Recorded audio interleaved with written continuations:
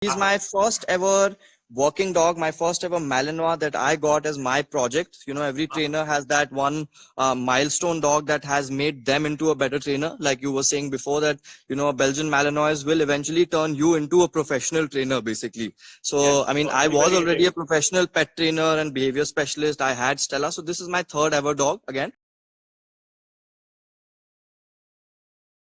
There you go. Hi, Adnan. How's it going, man? Hi, how's it going? Good to see you. Good to see you as well. Sorry, I like tried to join a little bit. I couldn't find the tie. Unfortunately, quarantine's not helping us. Most of my formals are at home. But Are you in quarantine in your facility? I am, yes, I am being quarantined at the canine school itself, at the facility. And this was because me and Chetna went on Saturday to the facility just to stock up all the inventory and you know, just to check if everything's in order, because Sunday was going to be the lockdown for a single day. And then they informed us further on that very day, so then it got extended. And since then we've been here, but personally I don't feel stuck at all, to be honest, because you know, there's quite a lot of space. We're in about 1.5 acres, and we have to walk at least like I don't know, 30 seconds between any room. So luckily, in comparison, like let's say if we're in a, you know, city type setting or an apartment or something like that, the only outing we have is between rooms and the balcony, for example. And some are lucky to have access to go down in their, you know, townships and their residential areas. Some unfortunately are not. So it wouldn't have served me that great. But as a matter of fact, like personally, I'm a very like, you know, self-isolated kind of a person as an introvert. So most of the time, like this is exactly how I function normally. So I'm just like, that's what I've been telling my friends, that now everyone gets to learn how I live. So I'll just turn the camera once so I can show you what dog I have with me right now and where I am. So this is the dog spot, gym and exercise area. This is Yorick.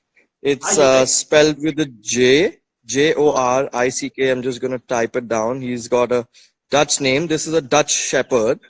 And he's one of the first of its kind, actually. He's from the KNPV blood, from the Holland police lines. And yeah, I was one of the first guys to introduce this here in India, and I got it for a couple of my friends as well. So 2 of my friends have females of this kind, and maybe tomorrow in Chetna's, he's about 2.5, so he's going to be 3 in June or July. And are they similar?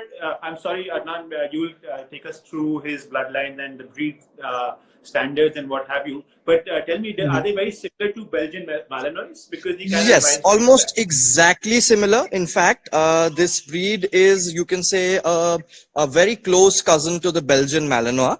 And how I like to put it is that the German Shepherd, the Belgian Shepherd, and the Dutch Shepherd, all three are almost cousins because they're in neighboring countries, right? So they are very, very, you know, closely related to each other.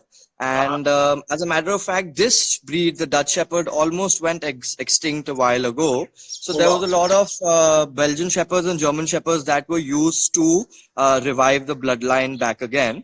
And as you know, being from the conformation, you know, background ancestrally, that some breeds have been revived like this in the past, like, you know, maybe Bull Mastiff and a few others. So this is one of them. So this is again the rebirth of the Dutch Shepherd. Yeah, thank you so much. He's one of my favorites. He's a very, very strong dog.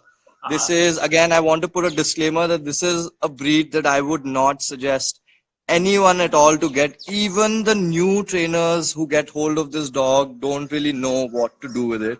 Like if I can tell you that, you know, he is a handful and he's a very, very hard dog, very, very difficult, then obviously it's not a breed similar to a Belgian Malinois that I would suggest for anybody to go ahead with, just for its, you know, how they look and how they are. But at the same point of time, if someone is looking for a dog, you know, for a purpose, you know, there's a lot of times people say that they want, let's say, a guard dog or a running companion or a trekking companion, some activity that they have in mind that they want the dog to accompany them. Even if they're, I wouldn't say motorcyclist, but let's say a rally racer or cross country, they do something like they're outdoors and they're working and the dog can be part of their working life, then it's a perfect dog to have, basically. Would you say that this? I'm sorry. What was his name again? Yorick. Yorick. You did. You spelled it out for us before. So Yeah, yeah. Yorick would Yorick, a dog like Yorick, be a good would be a good dog for someone who's a first time owner, or would be obviously somebody who's experienced pet owner? Ideally not. That would not be ideal. That if someone's a first-time owner, that they should go ahead with a Belgian Shepherd or a Dutch Shepherd. And even in many cases, like I would not suggest them a good German Shepherd either, Yes. because again, they don't do justice to the dog. And Yeah. neither does the dog do justice to the owner's, requirements and expectations and stuff like that. So unfortunately, it's a very good question, but a very deep topic that the breed selection, how people go ahead with selecting a dog for their family is, is an approach that we can improve actually. Right Okay. now, it's more or less to put it in a single line. It's more like what my neighbor has or what my friend got.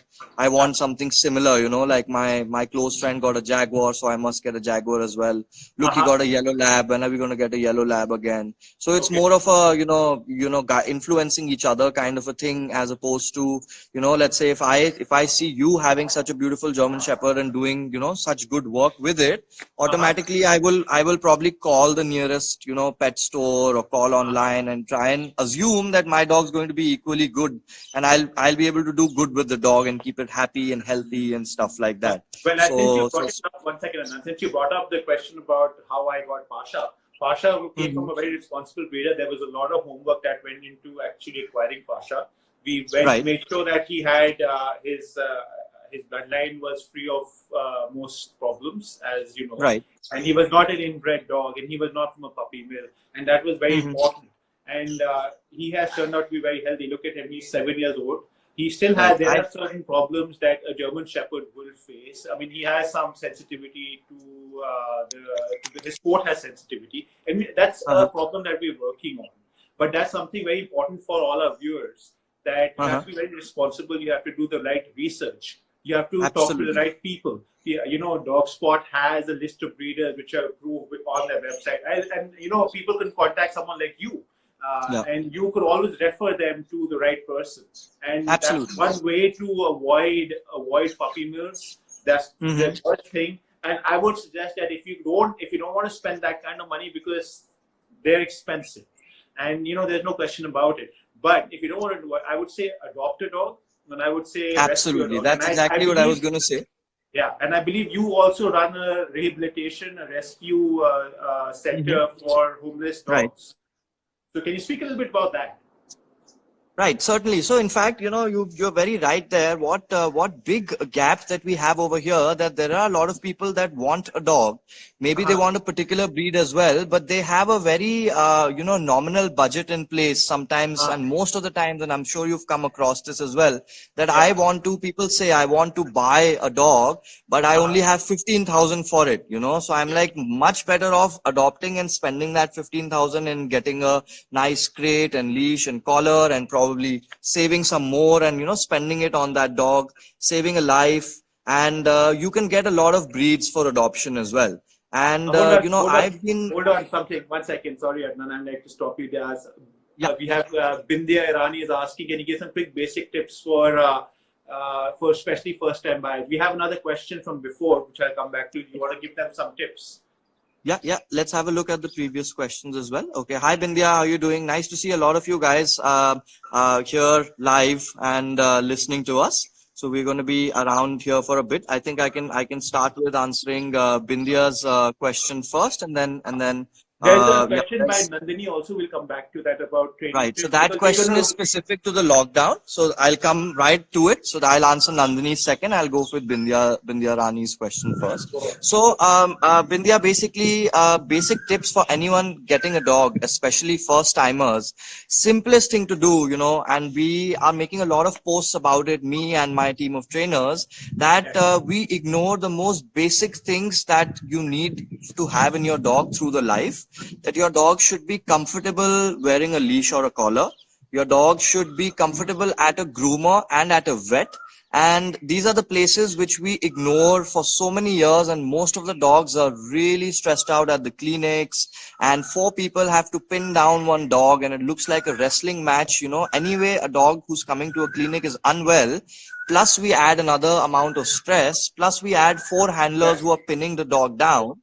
And imagine the ideal scenario, like I have a few dogs where I can ask them to go on the table like jump. I can ask them to lie down on one side. I can ask them to give left paw, right paw. All this can be done with food as soon as the puppy comes to your home. If it's being done just for fun, your dog's really not going to see the clinic as a murder place, like some of them Yeah. really lose their, marbles, so to speak, in these kind of settings. So just train your dog to be fitting in your lifestyle. Just do very basic, simple things. Take food during meal times and ask the pup to put his own head into the collar.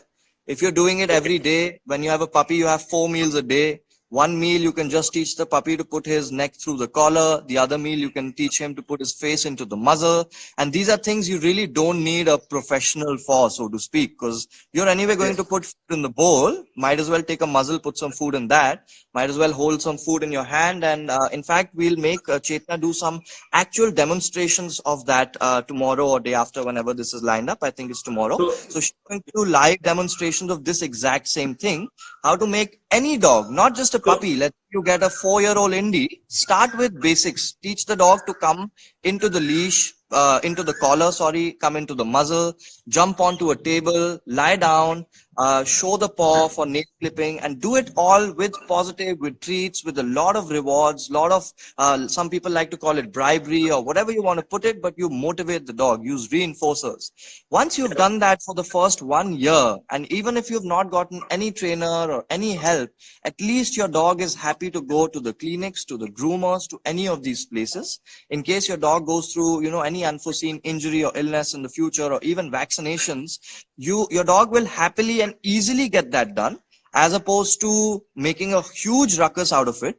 And right now, biggest problem is a lot of times dogs get fever going to the clinic. Dogs get diarrhea from stress going to the clinic. And dogs get bloodied in the grooming center by attacking people, getting stabbed by the scissors, and it's a huge ruckus. So that's, we can make that life easier for all the pet professionals and your dog and yourself by just starting early with a dog. Also, that calls into question a little bit about socializing your dog from an early age.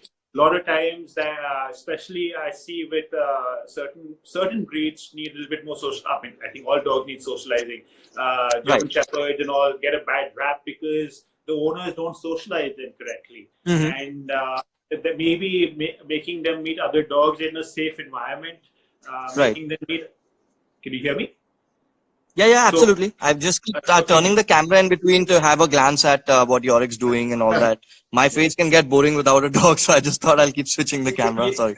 That's why I have Pasha in the frame as well. People don't want to see this dude. So, talking about owner responsibility is very important, and you're probably one of the best people to advise us and our viewers how to take it forward. But I realized out of my own experience that I have made Pasha meet a lot of dogs. Ever since he was a puppy, I would take him to different situations. Obviously, you have to provide the right motivation. You have to show that it's a safe environment. You have to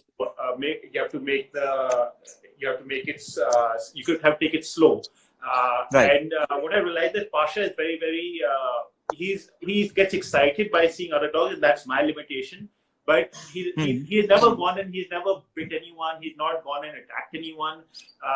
He is slightly territorial, not that you can tell right now, but he is. And those are my limitations. That's not my dog's limitation. That's something that's very important. If we have someone whose schooly tales is asking about what is the importance of training a dog, and there you have it. That is one of the reasons that you start early, as you've said, Adnan. We as Adnan has already said that tomorrow or day after we're going to have Chetna, one of her. I believe Chetna is a co-founder of K9 School with you. Right, that's correct. She will be coming on with Dog Spot, and we're going to be taking some training tips from her. And we are very lucky to have Adnan and Chetna help us out in this situation. And I think all of us, all our viewers, everybody can benefit. We can Right. benefit, especially during this lockdown, because you have, and this quarantine, we have so much time to do this Right. right now. We have another Exactly. viewer. That's the best. Like, you can see this as an opportunity to never ever come out of, this lockdown, for example, and tell your friends or tell your trainers that we never got time to train our dog, basically. Yes. Right. So So, it's a matter of interest and motivation. And now you have so much that we are flooded with boredom. Literally every person in the, convenience of their homes right now can turn into professional trainers and turn their dogs into superstars, literally, yes. with doing very, very basic things which are accessible on internet, like here today, on YouTube, on messages, everything. People are here out there happy to help. It's just a matter of getting that motivation, and a lot of people lose that motivation if they are, when they start with their dog, maybe because they don't have the right knowledge. Otherwise, if they're in the middle, like if they have a middle-aged dog or an adult dog, then they feel that there's a lot of behaviors that are stuck into the dog and I don't know how to change them. For everyone, this is the simple answer for all of them. Even if you have, let's say, a Rottweiler 4-year-old who's super aggressive and you think old dogs can't be trained. If you have an Indie Yes. who's very territorial and ripping things apart and you're saying, oh, this stuff cannot be done with my dog, it is absolutely false. The simplest thing in dog training, in positive dog training for that matter, is that they train with food and you're feeding your dog every day, at least twice, if not 4 times a day. So do not waste the meal times. Use them as an opportunity to create a new behavior, to change bad behaviors, to teach house manners, very, very simple things. And just, keep a simple concept of never missing out any meal, giving any free meal inside a bowl. You wasted a training session. You wasted an opportunity where Oh, wow. in the future you might again consider abandoning your dog or paying for a trainer or considering, I don't have the time for it and all of that. You have the time for it now. The same answer that I gave to Bindya Rani, nobody, I wouldn't say nobody, but most people don't do this with their dog. Even if you have a super, super aggressive dog, just use food, teach them to wear a muzzle, teach them to wear a collar, the same answer that I've had given before. And it's so simple, and we'll show that tomorrow. But it is literally like you can literally visualize it. There's videos on YouTube and stuff like that as well. And all it takes is between 2 to 5 minutes to do that. Right now, I know everybody does sit and wait for the dog, right? So they make the dog sit and wait for the food and they send the dog. Sometimes they do that for 2 minutes anyway. You might as well, make the dog get onto a surface. If you don't want to do that, make the dog put his nose into the muzzle, put his head into the collar. And later on, when, all this is over and you want to trap the dog, he'll happily wear a muzzle. And I have videos of that. Like we now do dog competitions and sport where we are supposed to put a muzzle onto the dog and heel in heavy distractions. And the dog is happy to do it. Like our dogs have their tail up and wagging the whole time.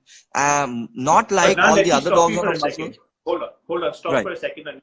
Like that kind of reminds me of something you told us earlier, that you are, because Adnan, you're a dog expert. A lot of questions, we have someone who's asking us again, when do you start socializing your puppy? So they have a very basic question. Pasha wants to leave for a second.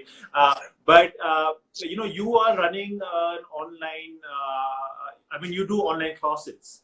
And everybody has specific requirements, and this is a good time to let everybody know that they could reach you independently. They could talk to you online, and you have on there's a number that I think Saloni from Dogspot will share over here below. Yes, I'll type it down as well, and we'll make a post about it too. And tomorrow, both the days, the number will be available because we are also, quite free now. And anyone who has queries can take online lessons from us. We like an hour long, and with that, we can, at the convenience of their home, answer a lot of their problems. And they can save up on the time of commuting. They can save the time of taking out a day off from work and stuff like that. So it's going to be like, way better doing it this way. And then we can help out a wider audience, not just within Delhi NCR, but everywhere, possible, you can say. Yes. Yeah. We have another mental health therapist is asking, you have two beautiful pit bulls. He has two beautiful pit bulls and quite friendly and excitable. How can I get my little ones who is 2.5 years old train as a therapy dog. So you are talking to the right person. I think you have to contact Adnan directly. He is also, you can send him a message on Instagram, Canine School India, a number that Right. has been provided by Saloni already. You can direct Absolutely. DM Canine School, and you can even contact us through DogSpot, and we'll put you in touch with Adnan, and he is the best person. He has to take you through it, and he'll be very good. He's in a very good position to help you guys out with training Right. your So we dogs. have a therapy dog program. It's called K9 Healers, same K numeric 9. And we specially focus on as a non-commercial element of, helping out the marginalized communities of society by also using the marginalized breeds. What I mean by that is most of my therapy dogs are Indie, Rottweiler, Pitbull, and most of the people that I target are not like, normal functioning corporates and airports and stuff, but I target mostly special schools, kids with autism, old age homes, the LGBT community, the socially Wow. backward, juvenile detention centers. So mostly places where people have a lot of biases against them. Same in humans, like, LGBT and kids with autism. People don't understand them and know how to behave around them properly. And at the same point of time, the dogs that we use are always considered to be aggressive, murderous, killer, and they have a really, really bad reputation. Pit bulls and Rottweilers are always considered to be the, killer dogs, basically. Yes. So I want to change both notions, two notions at the same time. That Uh-huh. first of all, a kid with autism cannot really differentiate, or, a transgender individual cannot differentiate between what breeds these dogs are. And at the same point of time, any breed, be it a German Shepherd, be it a Rottweiler, be it a Pit Bull, is very, very, likely and compatible to train as a therapy dog. But if you select the dog properly, if you start right, and if you train them well, and it can't just happen by getting a random dog and thinking about it afterwards. So yes, please reach out to me directly and I'd be happy to guide you guys through it. We have a proper program, and it's a not-for-profit voluntarily program. The only thing we charge for is the commercial training service, where we help you train your dog to get ready for it. But besides that, we don't charge the places that we visit for the therapy centers. That's almost always as voluntarily, like we pay our bills, and the volunteers with their dogs, they pay their, they transport themselves and all of that. So we want to give back. That's our more or less, giving back element outside of the rescues and everything that we do, using our therapy dogs to cause like probably a lot of happiness to people who, have less stuff in their life, basically. Well, that's very commendable, Adnan. We have people who are asking where they can get a good Belgian Malinois from. Right. I would think there is a long list of responsible breeders that have been shared on DogSpot. Right. Absolutely. Yeah, I'd be happy to connect them, to them directly, and have, guide them with these breeds, because I again have probably been doing close to a decade's research and training in this field. And I can see someone's question mentioning that they want a specific ash gray, silver colored Belgian Malinois. So here I have one little request when it comes to working breeds, that obviously, yes, we always look out for dogs that are beautiful and, that are appealing. But when it comes to looking for a working dog, always first test the dog's working capacities. The dog should be courageous. The nerves have to be strong. They have to be willing to do anything. They have to have good food drive, good prey drive. So go through an expert and consult an expert. If the dog works well, and even if he's not a silver color, I would always suggest that dog over a silver colored Malinois who can run away even if a balloon bursts. So then that's not the good sign of a breed. It's just being, marketed and promoted on a color basis. Just like me coming up to you asking you for a white German Shepherd or a liver colored German Shepherd as a novelty, as a unique thing. But at the same point of time, imagine if it's fearful and if it can't protect me and if it's like unhealthy, then I'm not really doing justice to the dog, basically. You're absolutely right.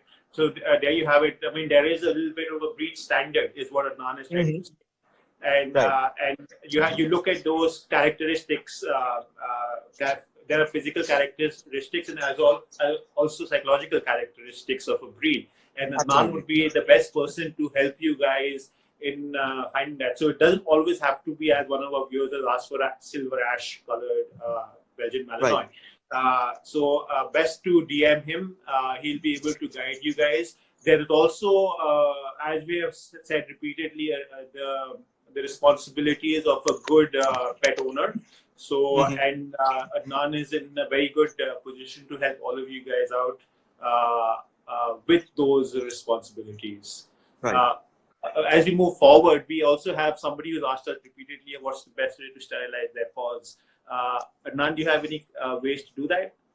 I mean, we've I answered mean, this question before, but why don't you go ahead and take that one about the right. So, hygiene so, and so generally, it really depends what you're sterilizing it against. Because to be frank, like, again, me being a trainer and me being more of a working dog guy, I don't really think that dogs need to have repeated sterilization of their paws. They should be left as naturally as it is.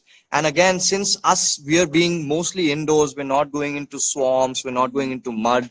We're not, our dogs are not really going into some, radioactive, if your dog fell in the drain, basically, or if it uh-huh. ran in mud, or if it went into a puddle or something like that, then I can obviously suggest you to first wash it well with water and then either use diluted betadine, isopropyl solution, and that should do the trick for you. Don't go overboard with perfumes and dry bath and pet products and shampoos. I mean, no offense to the pet product retailers and stuff, but at the same point of time, we have to see it based on the necessity of the dog, and not because we feel that, oh, the dog stepped in the balcony, so we have to every 4 times a day do Dettol onto the paws. And don't go onto the corona bandwagon of us having to wash our hands 10 times a day, so then you're dipping your dog's paws in a Dettol solution 10 times a day. Because again, see, over doing anything without having a purpose towards it, especially in dogs that are animals that are natural, makes them really affects the ecology of the system. So Uh-huh. yes, if your dog has had muddy paws, stepped in poop, or has to have a situation, just Yeah. generally use, wash it clean first. Then maybe take a small tub like a takeaway container, put some Uh-huh. betadine, put some diluted, like put water in it, Yeah. and just dip your paws into that and dry them off. Do it So very, very simple. there's something. Yeah, I'm sorry to interrupt you, Nan. You know, we have been promoting. Would you say that maybe we don't need to get it, especially in this situation as we are in Right. right now? So we use wet wipes. Would you Yeah. think would that just suffice if somebody See, takes a again, dog the for a thing walk? is that, yes, normally I can use wet wipes, but I always try to see if at all it is needed, because again, the wet wipes are scented and loaded with perfumes and with chemicals, which again are not really designed or made for dogs, right? Uh-huh. It's to add an added scent, it's to add some, sorry, it's raining, so I'm just gonna find a Oh, little bit of shade. Yeah, so it's just to add, like, additional scent to it.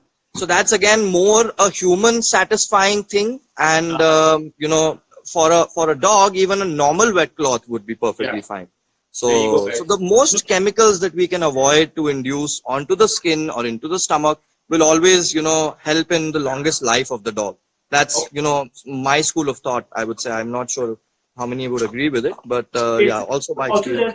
there's the concept of it being more convenient and readily available. A wet wipe can just be taken and can be discarded very easily, whereas something. So Right. basically, think there's nothing wrong with using a wet wipe in this situation. Oh yeah, Uh, yeah, absolutely. Like wet pipes can be used even for the coat and for the nose, and as okay. the situation arises, you can use it, but again in moderation and not like a 5 times a day kind of a thing. Uh-huh. So, There you go, guys. So we also have Vandana who's been asking, and it's a good question.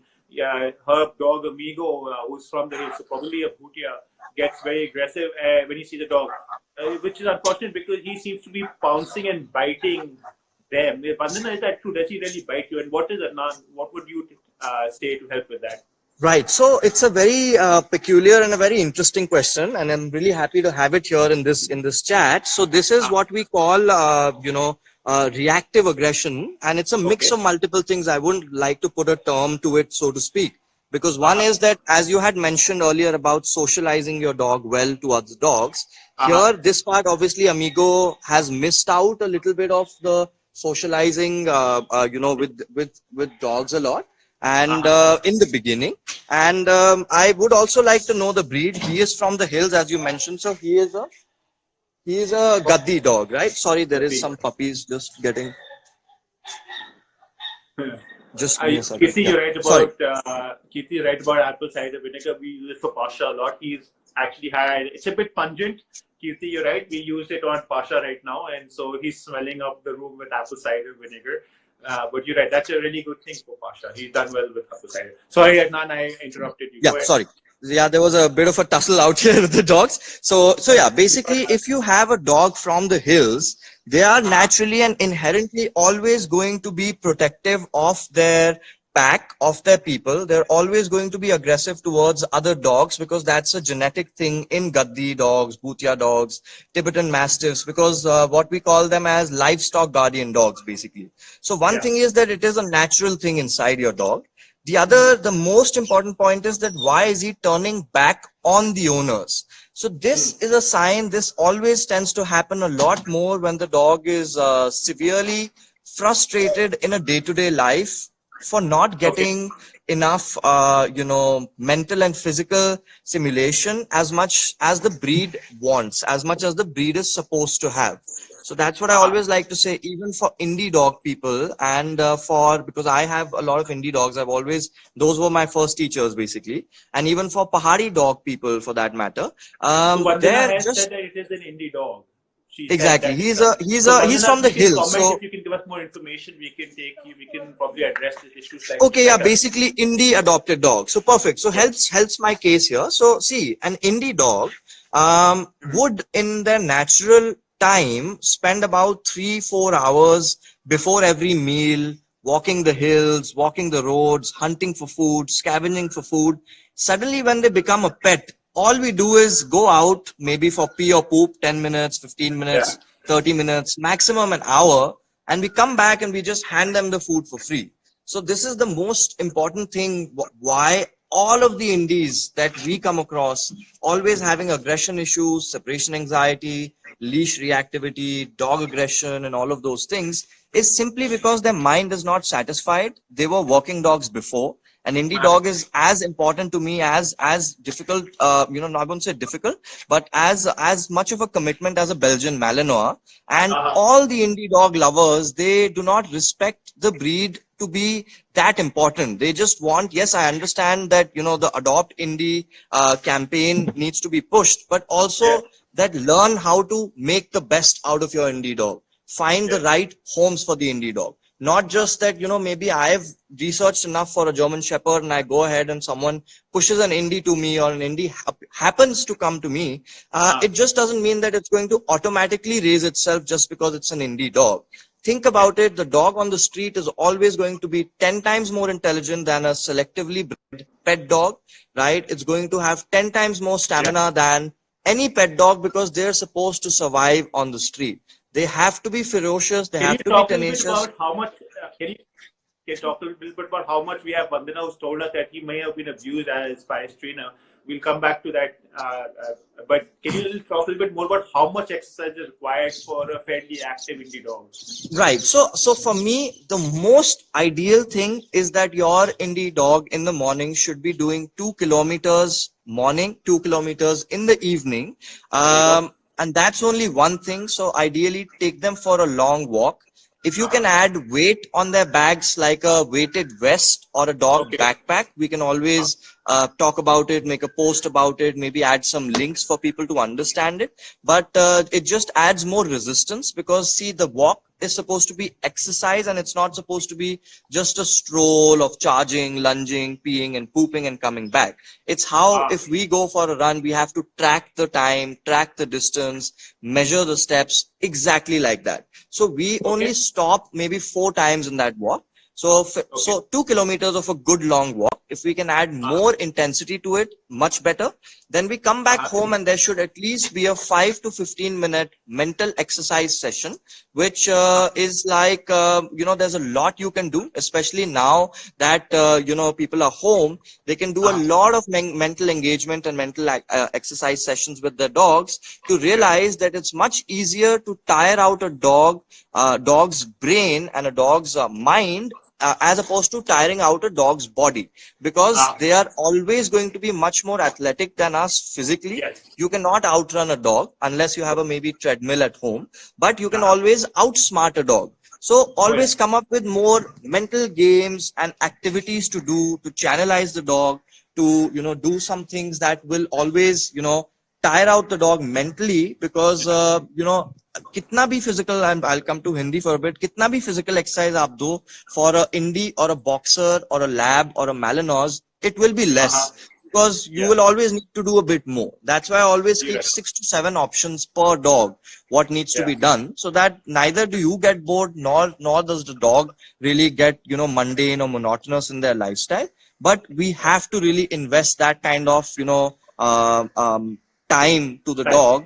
And Yeah. what I like to say is, people like to say, time ke me paas, I'm sorry, I'm diverging a bit, that I don't have that much time. Right. Besides these time frames, I like to create systems where before you go to work, like you wake up at 7 and you have to go to work at 9, I can fit things in those 2 hours while you get ready and change, that by the Mm. time you go to work, your dog is super tired, happy, and resting through the rest of the day.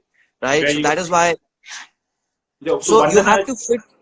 Yeah. so sorry Sorry. to interrupt you. Vandana has we'll move on from this question also, because but Uh-huh. Vandana had some more specific, and I think it may hark back to when the dog was abused. So Vandana, because he's saying that the dog is already exercised for 5 kilometers a day. So I would suggest, Vandana, that you contact Adnan directly, and you might have some specific. He might have specific examples of how he can help your dog. So I would say reach out to him. You have his Right. information, and we can move, and then you guys can take it further over there. Let's move on Right. to we have Oreo Sani who would like us to talk a little bit about Shih Tzus.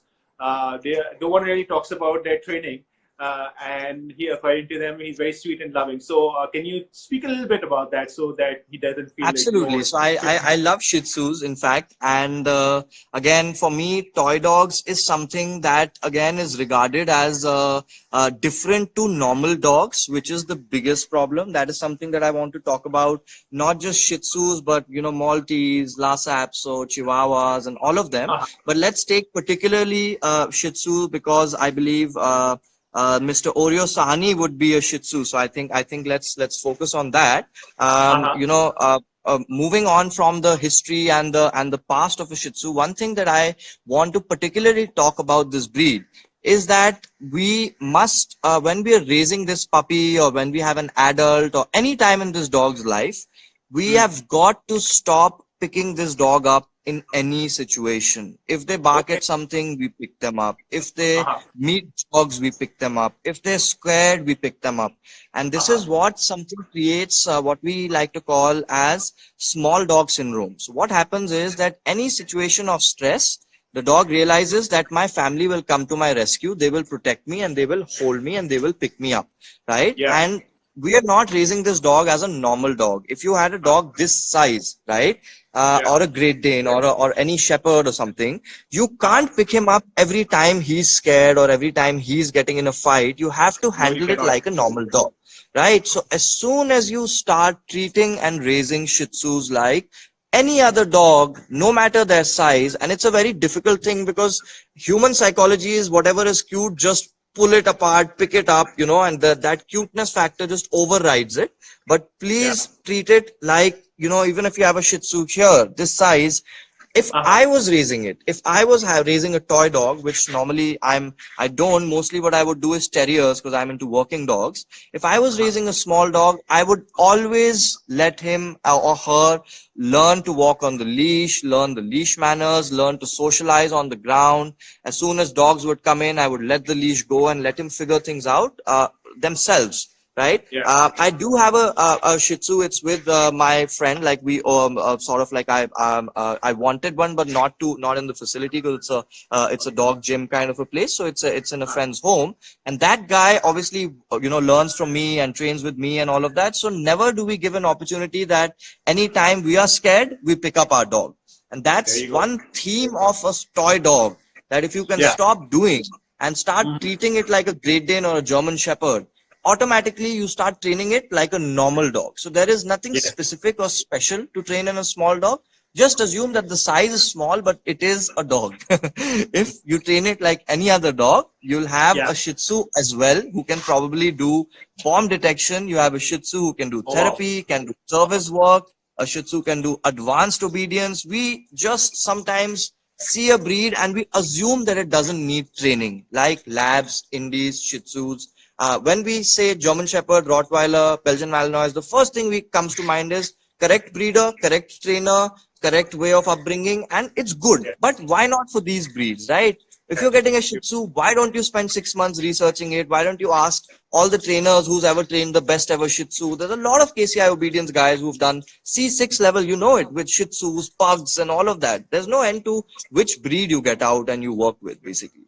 The biggest problem that I see is that, again, I'll come to Hindi a bit, that Indi le liya, so that is the last godly thing I'll ever do. Maybe I'll feed some strays, but I'll never turn my Indi to be better than Adnan's Malinois, for example. And it is yeah. very possible because some of my friends, some of my clients, some of my, training course attendees have actually done it. Their Indies can do scent work, their Indies can do therapy work, their Indies can do advanced obedience better than my best Belgian Malinois. So it is possible. It's just a matter of changing perspective.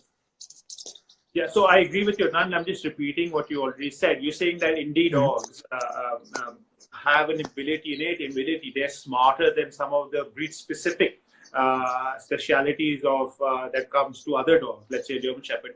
And you are saying that if you have a very limited budget, you're encouraging our viewers to actually go ahead and adopt a dog and maybe spend that amount of money on accessories or maybe training. Maybe Most important thing is training. We always come last, but now that I'm on the screen, I really want to push the importance of training forward. Like whenever kids come into a family, it's not like if you have 3 daughters and 1 son that okay, maybe one of them we will send to school, the others maybe not. Kya zarurat hai?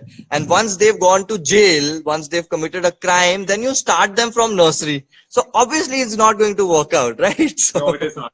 So education, training is simply education, and we are there's a lot keeping of it as education optional. required. There's also, as you say, rightfully are saying, there's a lot of education required for the pet owners themselves. In addition to their dog, it's a collaborative effort.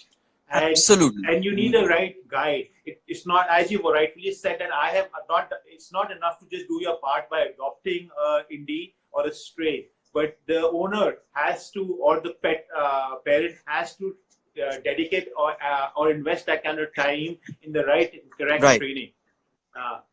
We have a lot of questions that are coming in. What are there are some people who are asking about Huskies in India. What do you feel about that? What is the, do you want to talk a little bit about that? It's a I'll do a small thing. It's a very controversial topic. And I would again suggest that don't go with breeds that appear a lot on TV and models and ones that look nice in movies. And that's where all this is coming from. Why not, a Norwich Terrier or a Bedlington Terrier just because there's no movie made on them? It's simple as that, So as soon as Bull Mastiff comes in a movie, now you see many more of them. And then we realize what problem is with owning them. Till before that, nobody really is researching it. But in defense of this Husky in India thing, one is that, yes, obviously, if you keep any dog and in the peak summer, if you leave it outside, it's criminal, right? There are laws against it. You tie a dog outside in 45 degrees, even if it's an Indie, either of the two of us on screen are going to come and raid your house and, beat you up and take your dog. That's how it should be. Yeah, at the same point of time, I get, like, for me, crime towards animals or abuse towards animals is a really, really emotional factor and really infuriates me. Sometimes, like, people have to control me. So essentially, yes, I'm on your side, but it's not about keeping, it's how they're keeping. So one thing is that maybe in a summer, someone has, invested an entire air conditioning room to the dog, be it a Dutch Shepherd. This guy is from Holland, so he is from a winter country, and or a Husky. But the good thing about a Husky, what I've observed and and learned from the Husky specialists, is they have a 3-coat system on their body. Right. Okay. Like it's an aerodynamic kind of a thing. So what happens in Siberia, where they're from, they are always tied outside the house, be it -40 or 25 degrees. But the thing is that even when it's plus 10 or plus 15 degrees, the sun is very, very sharp. You know, the very few days that you get sun in those kind of, sub-zero Scandinavian side, Eastern Europe side Okay. places, the sun is so sharp that we will not, as Indians, not be able to bear it. And you'll agree to that. Like Yes, Finland yes. sun, even if it's 4 days, I can't take it if it's middle of the day. So the Yeah. thing is, but there, those huskies are still tied outside, Hmm. Hmm. right? So Hmm. their coat actually traps the heat, cools it down, and then puts it in the body. So There you even if go. I have a husky, that's one point, that Yeah. even if I have a husky and it's peak summer and I take him out for, let's say, a walk, or I'm sitting for a picnic and I'm taking care of him, like I'm keeping him cool and all that, Yeah. it's really not criminal if you educate yourself. Secondly, if you have a third generation husky, is going Hmm. to feel cold in Canada, for example, or in, like, in the snow, because they're an Indian husky, they're a summer Yeah. dog. They've always been bred and raised and reared over here, just Yeah. like your or my next generation being born in Norway. Obviously, they're going to not be able to tolerate the Indian food or the Indian climate. So that's how Yeah. it works for us as well. We have a Yeah. lot of cousins who are totally born and raised abroad, with the accent, with the skin conditions and everything. They can't bear the Indian summer. So Yeah. again, like, it really depends on where you're getting it from. If you want a breed, do a little more research than watching all the movies on that breed, and you will be able to make a much wiser decision about it. Yeah, as Oreo Sani is saying that they have a Shih Tzu and he can't take the hot summer. Yeah, So exactly. it It's criminal to keep a Shih Tzu without AC, probably leave him out in the balcony as much as a husky, to be so frank. as we are saying this, guys, as we are doing the live stream, it's a cool day in North India right now. I'm in Gurgaon, and it's fairly cool. Uh, we are getting into the summer, Correct. but the AC is on right now. Plus, Even though Adnan's dog is outside because it's a cool day, I have the AC on yeah, it's outside. drizzling a Pasha bit, is, but we manage it. yeah, Plus, yeah. So I'll have my AC on for my dog whenever, if he is left, I will not leave him outside in the hot sun. That's a no. That's a sign of a irresponsible owner. And there's the ways and there are techniques that every owner can employ, which are going to help them with that. So there you go. As Yasir is saying, get him in an AC room. He'll be fine. Yes, he will be fine. As long as he gets enough exercise as well. right. Another viewer has spoken about the Vodafone Hutch ad that popularized the pug. Uh, at the moment, I think there are a couple of movies out on the Alaskan Mamelutes. I think they're Right. very popular. I forget the name Yeah, of the that's movie. now you see how Belgian Malinois are picking up, as soon as Uh, they got into the news with Osama, then Osama, yeah, Baghdadi. So then their work became important then, but most importantly, that time they weren't really considered as much. Now we have this John Wick series, where yeah. there's a Malinois, right? And I saw that. obviously There are two all of us Malinois. will make, yeah, sorry? There are two Malinois in it, and it's with what I forget the name of the actress. And she Halle spent a lot of Berry, I time. think. Halle Berry spent a lot of time training with them. She spent a Yeah, couple of months exactly. training with them, and she's become a dog trainer now. Like that's one of Because of her. this. Yeah, Yeah, and I saw that movie. I was very impressed. My wife doesn't like that movie because it's only shooting. It's a lot of shooting. right. But I was impressed with what those dogs could do Dogs in could that do. movie. Yeah, it's brilliant. I thought about. I looked at my dog, and my dog doesn't do anything. Relative to what those dogs are doing and what your Malinois is doing over there, it's brilliant. I mean, like the way how agile they are, what kind of jump, but that takes a lot of dedication and investment time Absolutely. by the Tons. owner. It's not only by the dog; it's by the Mhm. owner. It comes Most down to that. importantly, Yeah, absolutely. For a Belgian Malinois or a German Shepherd, you yeah, can't just say that I will get this dog, I will hire a trainer, and he or she will take care of it. And yeah. as long as I have money to pay them, they will do the best with my dog. Uh-huh. Because I select the owners based on, once the dog is in your house, what you're doing with that. Yeah, Because I'll only be available 23 and a half hours in the day. The rest, yeah.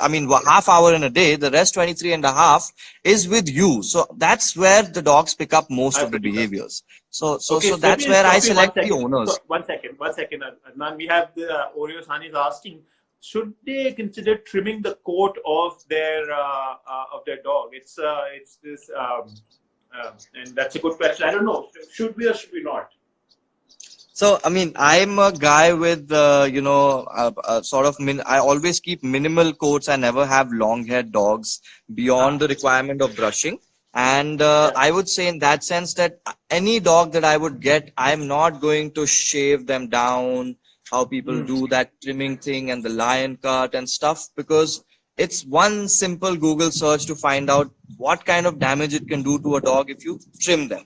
But if you have, let's say, a Shih Tzu, Maltese, even a Golden, you can do some shaping between paws, under the chin, and couple of places where Cocker Spaniel, for example, where food and water will just settle and it will create a lot of Yeah. matting. And then you'll have to cut it off because of negligence. So it's much Yeah. better that if you, with a Shih Tzu, for example, do daily brushing, and in the Yeah. summer you can probably cut the length, not the density.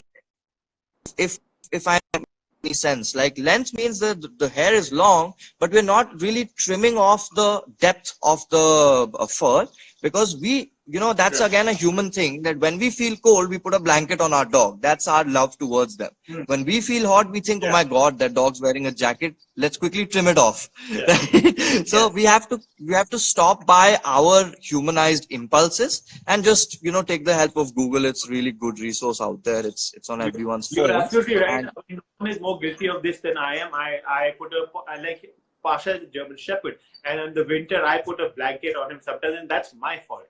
And that's one of my. I mean, but I know better than to shave him because he has a coat and all that, and right, that is insulates him against the heat as well as it insulates him against the cold. absolutely. So that's something. So that's very important. That you don't. You're talking about basic trimming, but you're not talking about shaving a dog. There's a big difference between the two Stella, for our viewers. So as we move into the summer, I really, I'm hoping none of our, most of our viewers know this already, that you're not going to shave the dog off, and there's a difference between that and trimming a dog. I think you would agree on that, right? Not? Absolutely, absolutely. See, trimming and shaping the look of the dog and some excessive hair is always a great thing, right? Sometimes the paws, they always have hair and strands coming out. I would always cut that off. But whenever I see, a dog with the hair shaved off, I really cringe. Like something inside me really hurts. I don't know what that is, because sometimes too much knowledge also makes it painful to live. That then Yes. the people also in their mind, they are right that I want the best for my dog, right? But Yeah. somehow they didn't research enough or went to the right person. And then when I Yeah. look at that dog, it gets really painful, because if you have a shaved dog, you're exposing it to dermatitis, to fungal, to bacterial, to more ticks, to mange, to so much that you're going to Also the regret it, sun. basically. Look at this, and the sun. There's no barrier against the sun. It's going right onto the skin, especially for that particular Exactly. breed. That's the most Yeah. important thing. One Yeah. is the hair, and the other Yeah. is the over shampooing that we do, because we want to shampoo the dog every week. It takes Ah, away the natural oils, and there you go. then your dog's going to have perpetually smelly coat and a very dull looking wiry fur. And because Ah. of that, then it's a vicious circle. Then you will keep shampooing them, then you'll keep trimming them, and don't just do it from the very beginning, basically, and let your What would dog you be say is a like. good time? What is the frequency for giving a dog a bath? It's a popular question in Again, like this might be a controversial thing for me. For me, it's between 3 to 6 months. I'll be frank. Oh I feed wow. them amazing food. I brush them a lot. They have coconut oil in their diet. They get Uh, that golden paste, haldi and turmeric on the particular wounds. The dog that you saw with his most perfect coat probably gets groomed once every 90 days or 2 months, right? yeah. That is when we see the need. Even though I live inside, I'll just show you. I have a spa in my facility. So it's not that I'm being, lazy about it. I have the Yeah. option to groom them every single day, right? Uh, But I, try and be smart about it, that I don't want so much shampoo and all of these things. And there's a treadmill as well. So we try to make yeah. a gym kind of a place. It needs a bit Uh, more renovation. It's been 3, 4 years old, but I have yeah. this, spa from the very beginning. If I Uh, wanted, I could wash them all the time.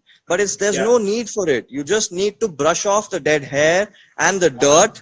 Right, here's Stella. She just came in running. I'll just change the Hi, Stella. camera. Stella. So again, look at Stella.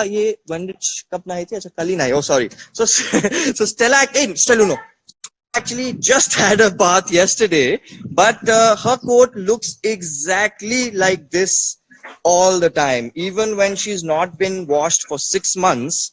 And again, like I don't have this dog smell in the house problem as Uh-huh. well, because again, dog smell is Uh-huh. not just to do with regular grooming. It's actually about Uh-huh. diet more than anything. Uh-huh. How your dog Oh, smells wow. is what you feed them. So I mean, if you have the right kind of diet, you're not gonna have bad breath. You're not gonna have bad flatulence or any bad coat conditions. So what exactly is the requirement to wash them? If your dog plays in the mud and gets dirty, like literally gets like keychair on their skin, you can still Yeah. hose them down without shampooing them. To be very very frank. Uh, So, there is this a lot of question. Some viewers has But asked us that's on again a bit of an what. extreme opinion. I would say for pet parents in the city, stick to once a month, once every 2 months, as opposed to the high frequency that some people like to do it. That's really not advisable to do once a week and once every 10 days. Almost everyone I Uh, meet, they say, oh, since before we met you, it was once every 10 days. We used to groom him, wash him.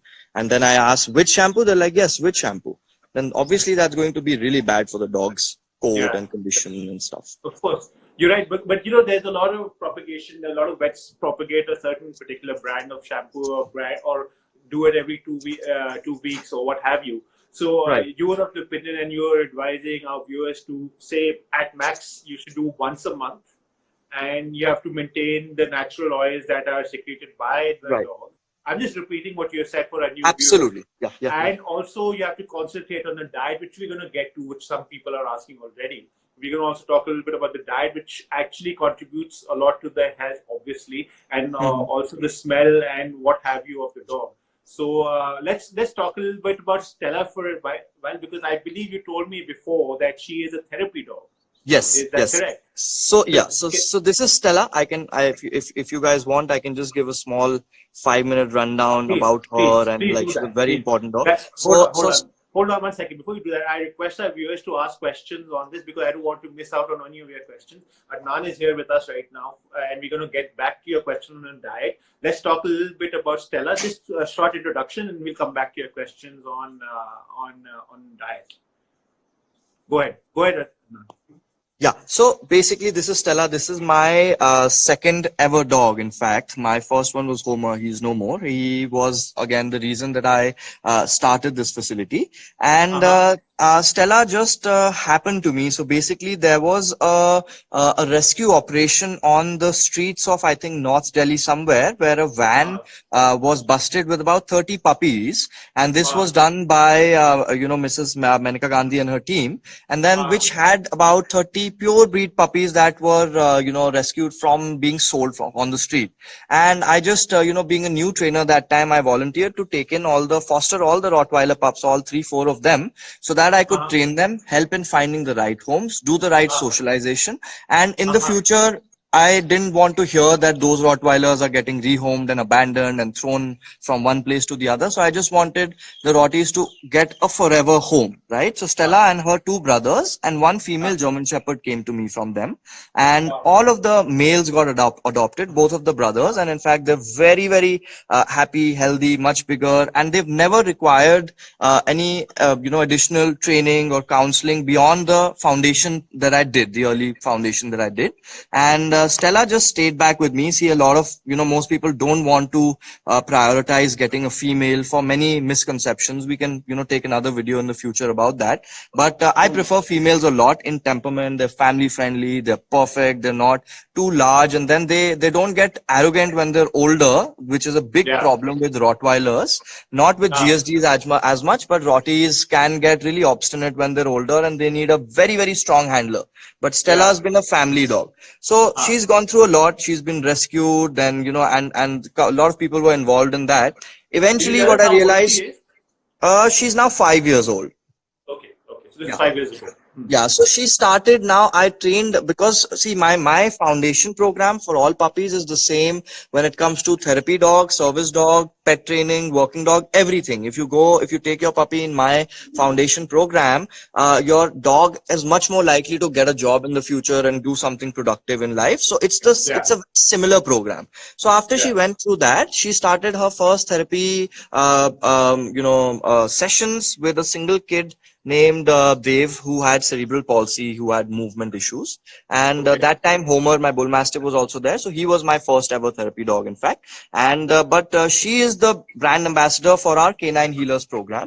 So to Okay. date now, today Stella is probably been with about over 4,000 people, because she used to go to this special school called MBCN in Noida, which had Hmm. about 2,000 special kids. And in the beginning, we didn't used to do structured, therapy visits of one person at a time. We used to make sure all of the kids get to enjoy her and interact with her, and play with her in the beginning. Look at So her. She's having she's fun. yeah. So she's done over 20 visits, probably 5 to the special school, and then to the juvenile center. Then we've got some LGBT community team had come in for a visit. She's had a documentary featured on her in back in Chennai as well. And individuals, couple of psychotherapists have taken her help. They've come to our facility with their patients, and she's also been individual. She's done individual therapy sessions with other therapists, and she's the kind of dog that she's too intelligent when she's at work. And you can see how this is. It's going to uplift anybody who's sitting with her. And when she sees that someone is scared of her, she actually takes the toy and drops it in front of in front of them. Even though Wow. with me, she never plays fetch. Like she's not a fetch dog. But when she sees someone's really panicked, that's the only thing she knows to do is she asks them, she drops the toy in front of them, asks them to throw it. Because that's what, from a distance, we can make them friendly with the dog. Anybody else, there's been times where 20 kids are pouncing on her with wheelchairs, skates, lot of equipment, lot of machinery. She does like commands. I'll show you a few now that she's here. Now, Stella, down. So she does down and sit, all the basics. Obviously, I don't know what she's doing now, but definitely not following my command. Stella, come. Stella. So I just want to show you this really Yeah. Go ahead. nice smile command. Oh, Stella, maybe I need some food. Stella, yellow. I have already failed at showing my dogs. Food? Any food? Stella, sit. Sit. So she knows smile. Stella, Wow, smile. look at that. No, that's a speak. Smile. That's a speak. So she gets confused between smile and speak. Smile. Yeah. so that's Good something. girl. Obviously, I don't use this in the therapy sessions, because the people don't understand a Rottweiler smiling. It looks like a snarl and they all panic. But this is her like party trick, so to speak. And normally her therapy sessions include her doing high fives, rollovers, tumbling about. But I want to talk a little bit about the kind of magic which I never believed. I just was Go exploring ahead. Go therapy ahead. dogs. Yeah. And I never really believed what she could do. She's gone to a few Take it. cases where the child about 7-8 years old is in vegetative state, like they're Oh, literally wow. lying down on a stretcher, and Uh-huh. their whole spine is in a base, because the family and doctors are trying to build up the movement. I will not mention the Thank condition, you. because I'm not exactly sure what it was, but it was within the spectrum of cerebral palsy and Down syndrome. Like it was a developmental issue basically, and Uh-huh. they had spent a lot of time and money even to train the child to move the hands, move the neck, and it takes tons of therapy. She just went and licked the kid's face and moved to the other part of the room, and instantly the kid turned his neck and started following the dog. Oh, wow. And the whole the special school and the doctors, they all just lit up and started clapping that she had just probably saved them 10 sessions of the kind of therapy and the stress that the kid was being put through. And just a Yeah. dog licking that kid's face and going away made them accomplish that. So these kind of things I never really thought would be possible. Obviously, all of these dogs are my therapy dogs first. Without them, I don't know how crazy I would be and what I'd be doing. So I'm, me and the close ones around me are always the greatest test subject of how a dog should be and should behave. Again, Chetna's over there. I'll just show how Stella perpetually lives. She's always next to someone, and if they're not petting her, she's going to sort of just nudge them and force them to pet her.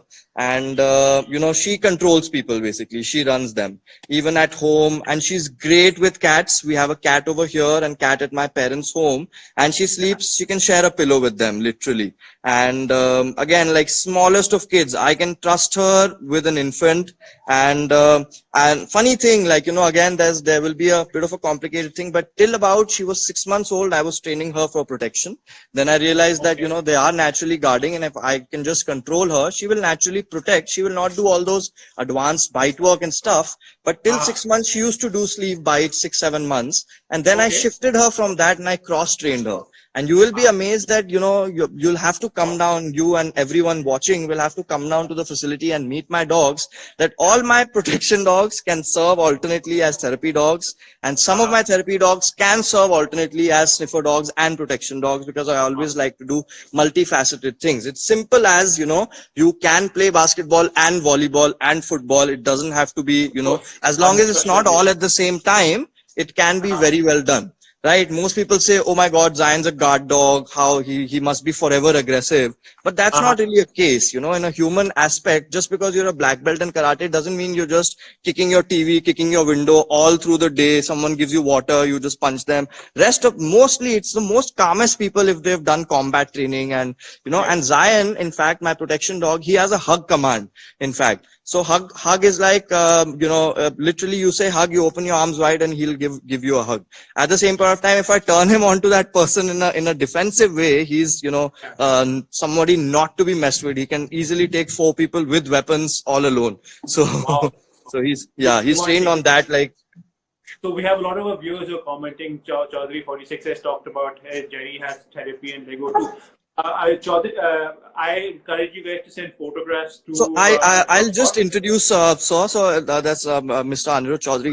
He's a close friend of mine, and he has he's adopted Zion's 2 sons, we are going to together deploy them in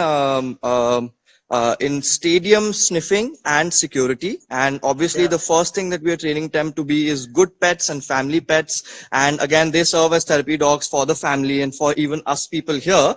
And you'll get to meet one of them today and one of them tomorrow on this live feed, as well as Zion. So both of these dogs have been with us for about a year. They've gone through my puppy foundation, and now they've been raised for basic commands as well as basic sniffing and guarding, and obviously to be really, really sweet and well-behaved pets. So we have a lot of people. You want to talk us to, you were advising you were saying the Board of Cricket Control for stadium sniffer dogs. Am I correct?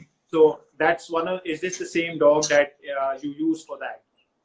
Right. So, no. So I was mentioning about this Labrador retriever named Hero, where, we will do live detection with that dog. It's just that I'm waiting for the drizzling to reduce a little bit out here. So then I can take him out.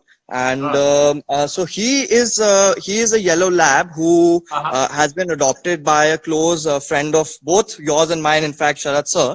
And he's an esteemed KCI judge, very, very famous personality in the dog world globally. And both his sons actually went to the same school as mine, one in a batch higher and a batch lower.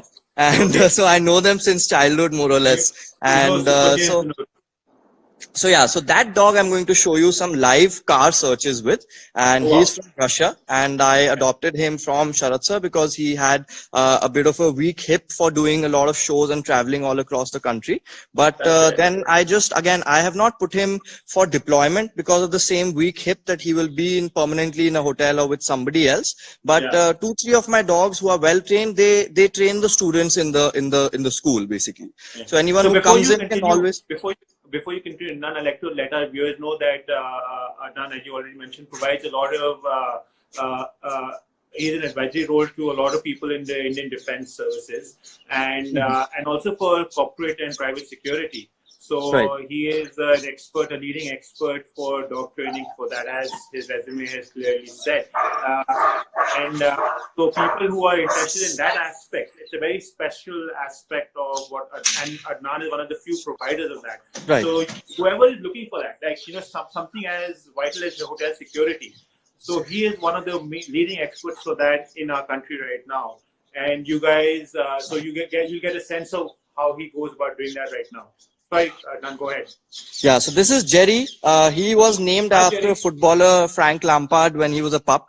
He is Mr. Uh-huh. Chaudhary's, I still call him a puppy. He's his puppy only. And him and his brother are going to be in stadium security for the rest of their life after the age of 2 or 2.5. And Okay. primarily they will be his pets and his family, but obviously, they will also accompany him in his work profile. And Uh-huh. so he is Zion's son. He's already a model. He's been featured in a pet product advertisement already, and we had to live train him for a lot of behaviors. So Uh-huh. yeah, so coming back to the specialized training that you had mentioned, yes, that's true. I've been really involved in dogs since 2010, in fact. And in my portfolio, I've been trained from the royal family's dog trainer, Mr. Harry Carter, in 2010, where I got my first experience with a Rottweiler charging at me through an acre farm and tackling me down when I was 17 years old. And Wow. now I've been one of the few people to be trained by the German police for tracking as well, by the Police Dog Center of Holland, Police Dog Center in Prague as well, the Czech Republic Center.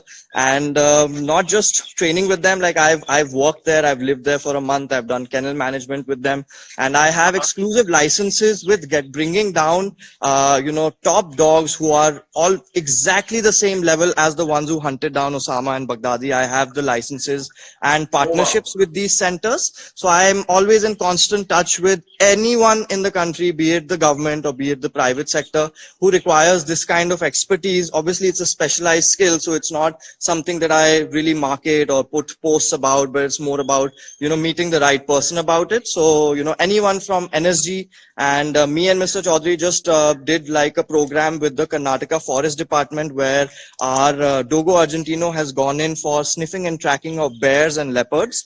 He just Okay. left last week. He's just reached Ooty. He's under training now. And in 2 months, there was a man-eating leopard who's had 4 kills over there. So they had a shoot to sight order for that leopard from the government side. But the forest department didn't want to shoot them on sight. They want to tranquilize and rehabilitate that animal, obviously. Yeah. So they Yeah. wanted dogs from our side. And that's the first dog I've just sent, where they Uh, can also shoo away the leopards, or how a Dogo Argentino is, how 3 of them yes. can be.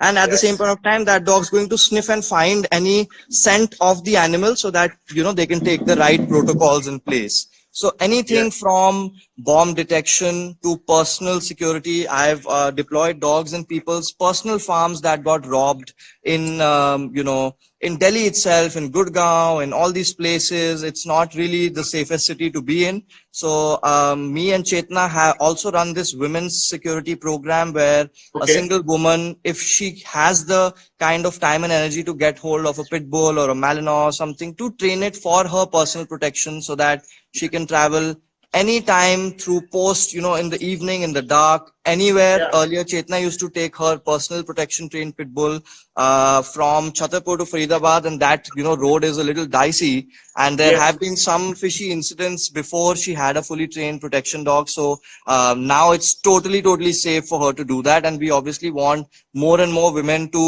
obviously they love dogs, they get into Yeah. dogs. So why not have a dog who works with you, who lives, you care for the dog, you can also have a dog to care and protect for you as well, right? But obviously this kind of a thing is not, it's something that takes a lot of, thinking about, because it is a heavy investment, Uh-huh. not just in money, but yes, very importantly, it is not a cheap, passion to have this protection dog training, sniffer dog training and advanced stuff. You always need to buy courses, look for the right kind of dog, pay for training, get the right equipment.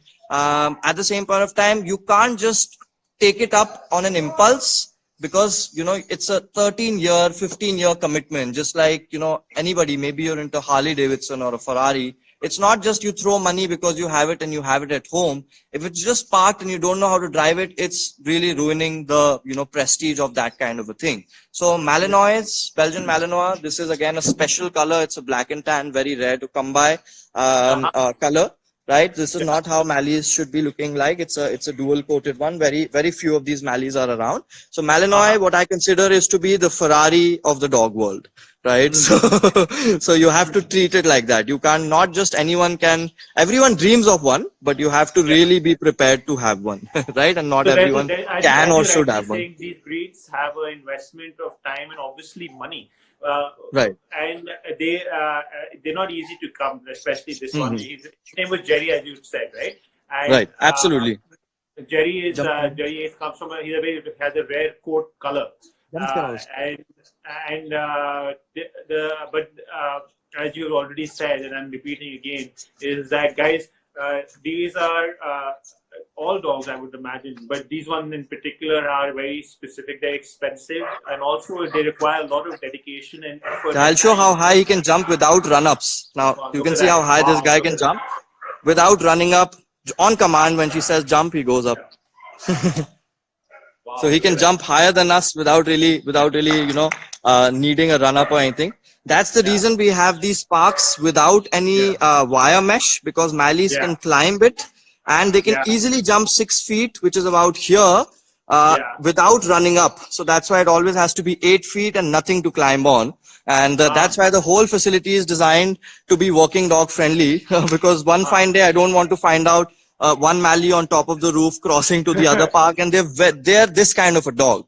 And I Yeah, think the only dog that you can compare to a Malinois or a Dutch Shepherd is an Indie, right? And imagine now yeah, how many people have Indies, and all of them have behavior issues and problems with that Indie because they just thought, oh, it's a stray, it must be an automatic dog, right? So this yeah, is a very deep topic, not particularly for this time of the chat, but yeah, it's a mindset kind of a thing that just because you got a free dog or didn't pay for it or found it on the street, don't treat it like that. It's, for me, it's as important as a Malinois.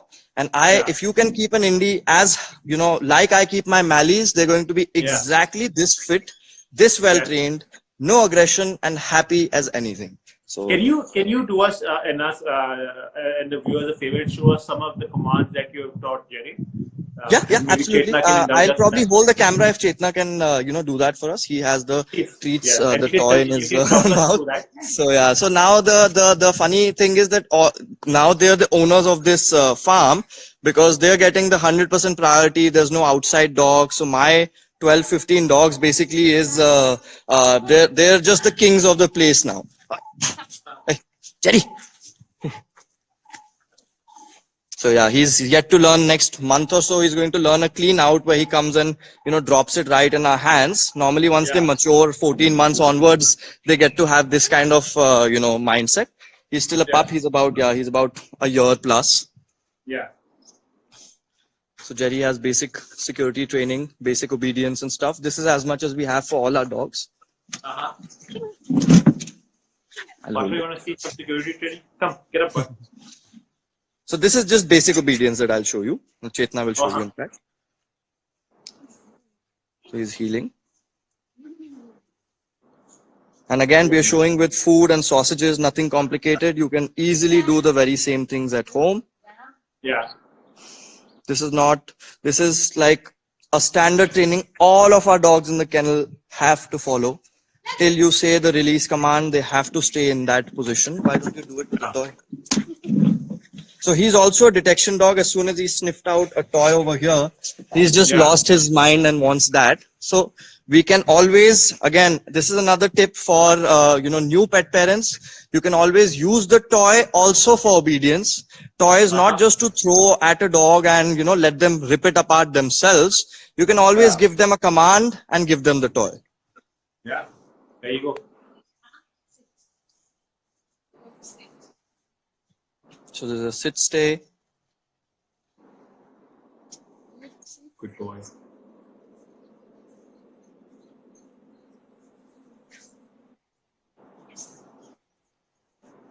So I think now the sun is out, so we'll move from Jerry to doing some detection training with Hero, and This guy I get it. has, obviously he's doing some detection training and protection, but since he's still under training and we're live, I can Uh-huh. definitely share those videos. But Yeah, setting up the thing for him, I'll show you a sure. fully trained detection dog outside sniffing out the car in about 2 minutes time, more or less. Yeah, can you Sure. take it? Sure. And then Chetna, get Hero ready with the tennis balls outside. Make I know. Jitinder hold it. You know how to hide it. You know how to do it. Yeah. Yeah. So till then, Ashish we has can joined us. definitely take a Ashish, want to be few first? acknowledgements on the comment section. Yeah. Thank you guys Ashish, who've we are been super. Yeah, you can just tell Ashish we're going through Adnan, who is a canine behaviorist and security dog trainer. He's taking us through some of the basic protocols of his dogs and their capabilities, and showing what are the benefits of actually going ahead and training your dog. Hi See, Ashish, thank you for joining. uh, we have We've Vidya who seen. wants to do a live video with you, something like what we're doing right now, Mali versus an indie discussion. Maybe you guys can take that forward over there. That'll be great. Do send us the link to that video so we can also have Yeah, a look. absolutely. In fact, Bindya Rani's social media handle, we can have that chat directly where she can go live. Opening questions about it. So Bindya's owner's name is Priyanka. I hope you don't mind me mentioning that, Priyanka, over here. So she is No, also. we're happy. We're very happy to meet everybody here. We keep. Yeah, We're so happy to we meet have new across our collabs. So platform. Priyanka has basically done a dog trainer's course from me already, and she Uh-huh. has a supermodel indie dog named Bindya. And finally, Priyanka is one of the few committed, pet parents who is on her way to become again a trained dog trainer and behavior specialist for her area. Uh-huh. She's already been certified for one program from us, and Okay. you guys must follow her to see a lot of good things she does for indie dogs and a lot of information on her profiles as well. So I thought Uh-huh. the people that I know that have joined us, who I can also give a little brief how I'm related to them, I thought I might as well give a little rundown. Mhm. Well, we are happy to have Priyanka over here, and we are happy to take this collaborations forward. Priyanka, you're encouraged to send some photos, and we will follow you on Instagram as well. We are a platform to give all of us. It's a small community, and we at DogSpot are always happy to meet experts, to meet new people, and we really encourage all of this kind of behavior of, and as long as we can put out all that information out there for and how to be responsible pet owners, the better it is for the dog community as a whole, and also for all of our viewers. So it's fantastic that we have new people doing this. Can you talk a little bit about yourself? We really dove straight into it. How did you get into? I mean, maybe this should have been the first question, but Yeah, we're an hour into this. I'm asking it late. So as we wait for, I think it's a golden or it's a lab that's lab waiting. named Hero. Yeah, Lab he's coming just up. around the corner. Yeah. You I I can you hear me, Adnan? yeah. Okay, we sorry guys, we have to apologize. We had some technical difficulties, and nobody could hear me when I went live. So I apologize for that. It's good to Yeah, have sorry Adnan guys, back. it just crashed all of a sudden. Yeah, I maybe think we maybe went we over wait. our limit, and we are back again. So this Okay. is a long video. I appreciate everyone's patience. Thanks, Adnan. We are back again. Let's get straight back into it. So this is Hero. He's about now, I believe, more than 3 years. Is that right? Yeah, he's 3 years plus, and he's a yellow Labrador. Um, this one thing before we start his detection training, I just want to show you his body structure. Normally, people assume that a Labrador is always supposed to be really fat, but I would really like everyone to make their labs like this. Ribs are showing, the tummy is tucked in, right? There is muscle density on elbows and hips. There is nothing special that I do with this dog. No treadmill, no weight pulling, no extra muscle building exercises. This is just a natural way of keeping him with a limited structured diet. Labs are hungry all the time, so it doesn't mean that we have to feed them 3 kilos 5 kilos every day, and you should keep them between 30 to 32 kilos and not 45 to 50 kilos, please. Yeah, moving on. Can you speak about about the diet? What are you feeding? feeding him, and how do you maintain that weight? So, hashtag commercial promotion. I am actually feeding them dog spot meals Uh-huh. since the last 2 months, and Uh-huh. personally, like I would like to endorse this. Without I'll have a disclaimer that I have not been asked or anything. I would like to endorse this by looking at this dog. He's has the perfect muscle definition, no fat, and it has actually changed my dogs. I have been on multiple diets. When I have kibble, I always prefer really high quality kibble like the one you can see over there. That's Farmina. So something Uh-huh. like the quality of Farmina, grain free kibble. If Uh-huh. I'm going to go with dog food, I'm going to invest in something that is not going to be made of roadkill and leftovers and a lot of junk. Normally we used to cook our meals, which was a recipe very similar to the dog spot meals. So this has saved me the effort of many hours cooking the food. At the same point of time, in our facility, sometimes when the staff changes, there is a chance of overcooking, undercooking, the meat being left out, and somebody new comes in, then that there is always a risk. But now with these packs, they are sealed and retorted. But most important thing is that the results are visible. So again, so far I am feeding dog spot meals, and I've not been asked to say this. I am really personally I'm an endorser of this. Well, we appreciate it. I think Saloni will share a link to how people can get it. Right now, we'll have Yes, some please. I would difficulties with highly internet, recommend it. but as an alternative, if people have access to high quality cable, like maybe the ones made by Farmina Mhm. or what have you, you recommend that as well. Yes. If you want to go ahead with kibble, do not compromise with that quality by going ahead with the cheaper ones, because it's not going to be made of the right ingredients. I do like kibble for people who don't have the time to cook, because it is a very calculated canine nutrition, optimal. It's designed for the dogs. When we Uh-huh. give them home food, we should be doing research, not Yeah. be giving them scraps or things that we feel is okay. A lot of times people raise their dogs on bread, roti, fruits and vegetables because they eat that. That's not the right diet. If you can Uh-huh. have 70 to 80% protein in the diet, which includes muscle meat, skin, bone, organs, then that constitutes your perfect diet. The remaining 30% should be the rice and veggies and supplements, but primarily it should always be a protein focused diet, right? Okay. So for people who have the cultural dietary restrictions of just being a veg household, for example, again, this dog spot meals or the dog food is a great option, because you can just store it airtight, take it out, probably use gloves or a cup and just put it in the bowl and feed it, and you don't really have to get meat in your house. So that way it helps. For us, that's not a problem. We really love to source our meat for the dogs, but at the same point, it's not an ideal country or a city to have multiple protein options. So that's Yeah. why I really saved all my effort and risks by moving to this program by Doxford Meals. So Hero is a bit ready. He's amped up for doing the car search.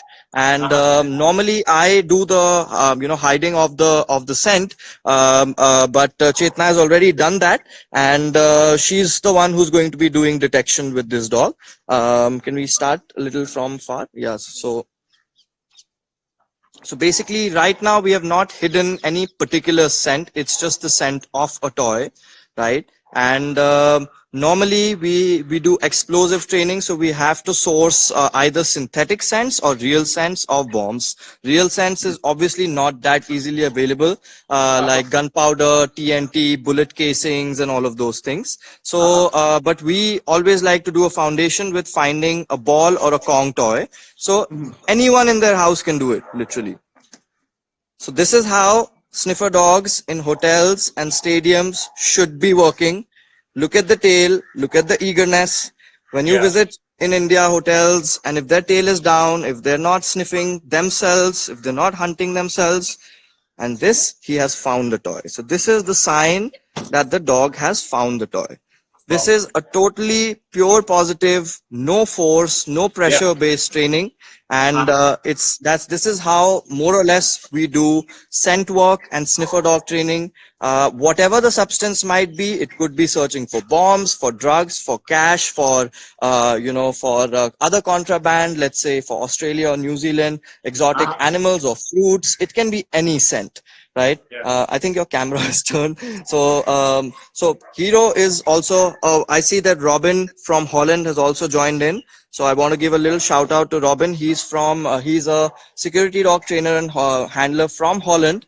He Hi, had Robin. flew in from there with me and stayed in India in canine school for a month and trained my entire team. So what you see of Chetna doing, Chetna, Shrishti, Simran, and a few other trainers got personally trained in a private training month held by Robin here in India. Uh-huh. Then before he left, we went to Taj Mahal, had a good time. Robin loves spicy food and he loves hot weather. So that's Uh-huh. breaking a lot of stereotypes about people from Europe. So yeah, Correct. he's a great friend of mine and he's one of the main people in charge of helping, us get all these dogs so amazingly trained for scent detection. Earlier, it was just me who had the knowledge, but Robin helped me out to get my whole team this ready for creating sniffer dogs or sniffer dog handlers. So Robin, Hero is a you're welcome dog to come who back again and come visit Dog Spot when you can do that. We'll be happy to have you with us.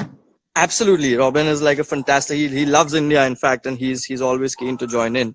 And maybe at some point, if this picks up, we do working dog series. We can always loop him in for a small, collaboration on live to Of ask course. how his life as a security dog handler is. So he trains his dogs and he personally goes with the dog for security at, let's say, public swimming pool, concerts, music festivals. And in Holland, the security dog scene is really, really up there. So, Okay. so it's really good. Like I always travel there and learn whatever I can. That's basically the hub for dog training in the entire world, especially security dog training. Good for all of our audience members to know. So, is he gonna now?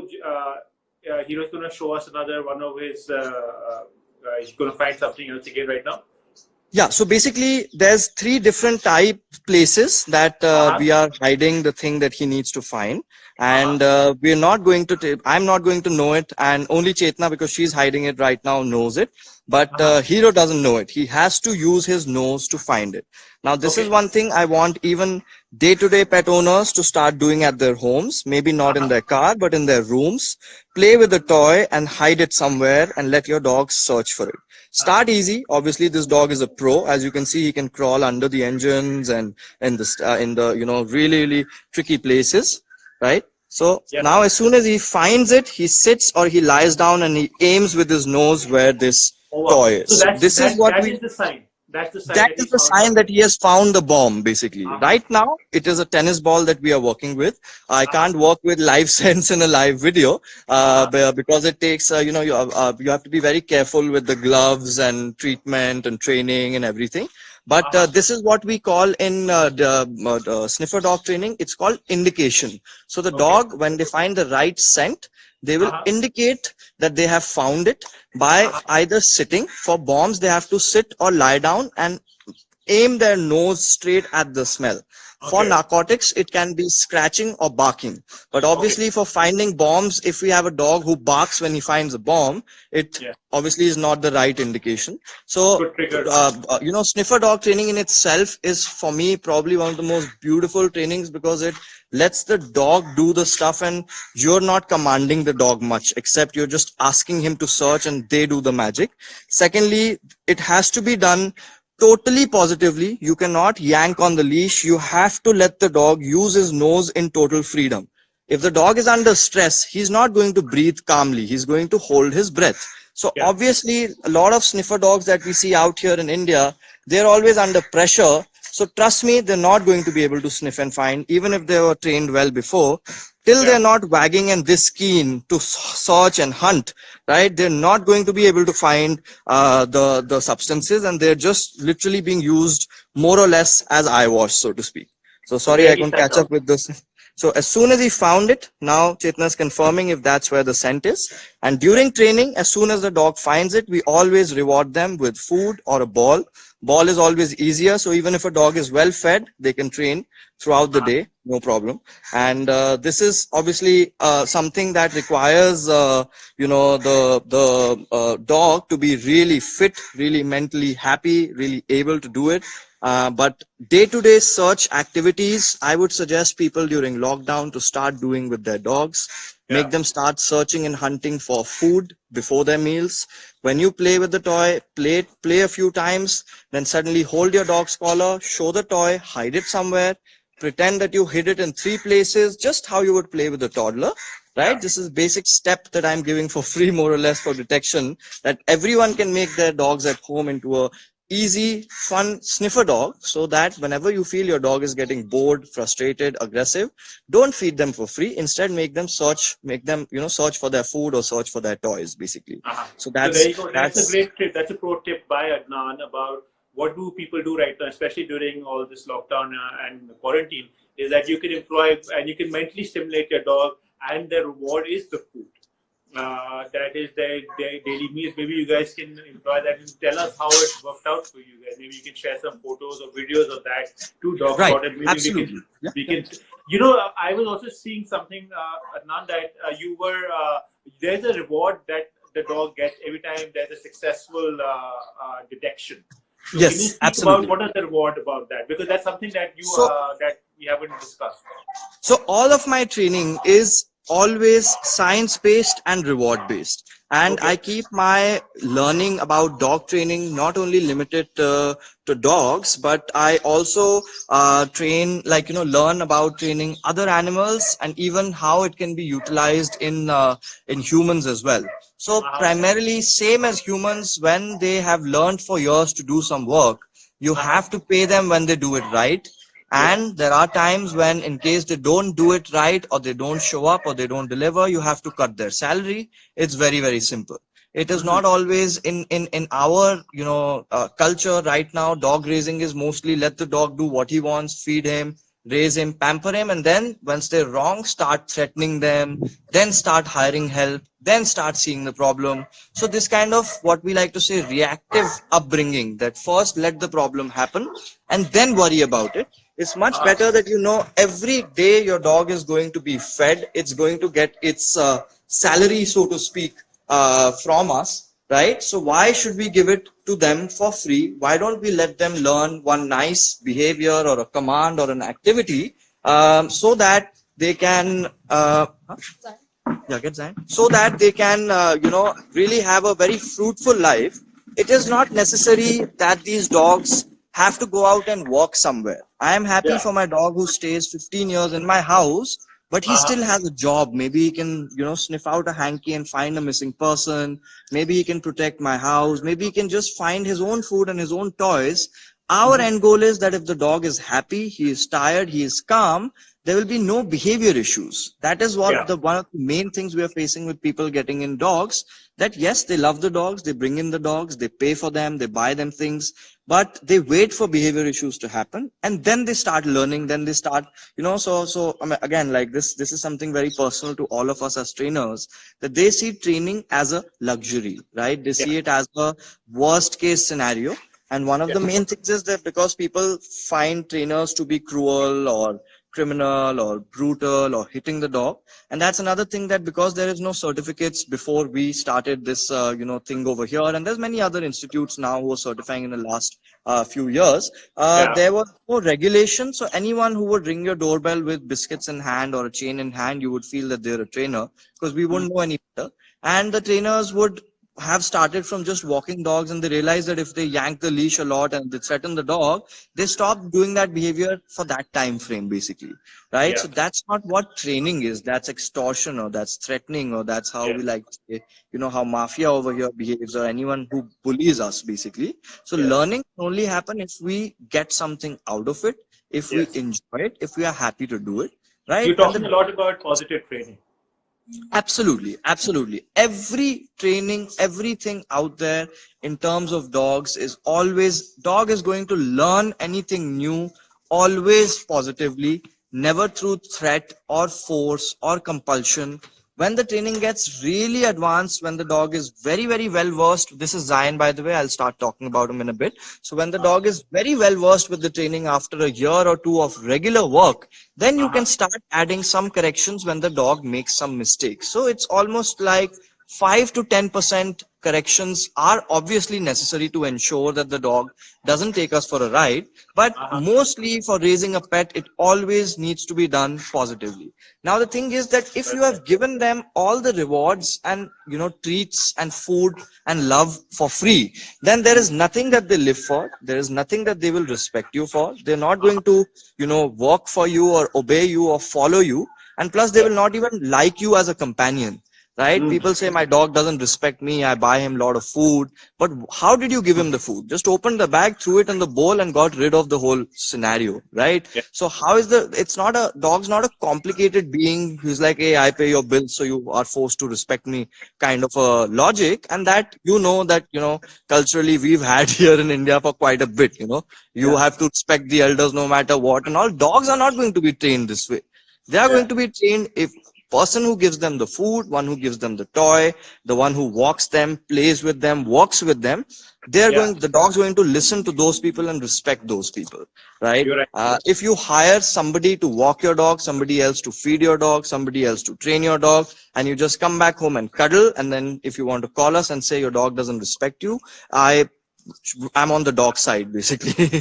So This is very, very good information. I think, Adnan, it all keeps harks back to what you already said, that it is the pet owner and the pet parent's responsibility to get the best out of their dog. And right, just giving them food without any stimuli is not enough. You have right, to, it's a responsibility, and you have to engage in proper exercise, proper mental stimulation, and that's when you get the equal level of respect back from your dog. And right, absolutely. there is a lot of misinformation out there about this. So it's always good that there are people, experts like you, who come on this channel and they help us out with this. And there is there's also a problem that so we have dogs which are a lot older who are not used to this, and also there is a little bit of training required by the pet owners, and you are the right person to impart, along with our panel of different experts and canine behaviorists. You're one of those people, and they should always that there are links to your information there, and they could DM you directly or call you directly, and you'll be more than glad to help them out with this. Absolutely, absolutely. That's what I do day and night.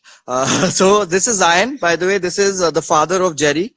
He is Hi, Adnan. again, every dog that I have here has a story or a history attached to it. So he's Uh-huh. my first ever working dog, my first ever Malinois that I got as my project. Every trainer has that one milestone dog that has made them into a better trainer. Like you were saying before that, a Belgian Malinois will eventually turn you into a professional trainer, basically. So, I Yes, mean, or I was anybody already a else. professional pet trainer and behavior specialist. I had Stella. So this is my third ever dog again. And this guy now has a huge profile. He's super famous.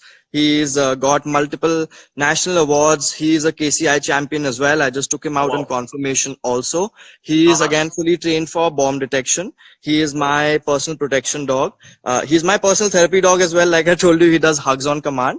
He is one of the only 5 dogs in India to be trained at the highest level of the dog sport, which is called PSA, Protection Sports Association. It's an American police dog sport where they are Uh-huh. tested on really, really high and difficult levels, basically.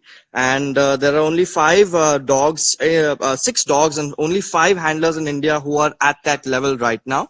And because of how amazing Zion is, he has also put me in one of them, making me the youngest one in that group, basically.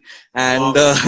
so he has a lot, that we owe to him, as not just me, but all of my training students and assistant trainers and everyone who has ever worked with him. He has always made them better and into something. So I thought I'll just give him a little, How words old of is that? appreciation. So he is now 4, turned in Feb.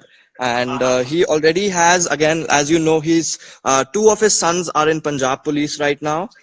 Two of his sons are here with me that again are for stadium detection and protection.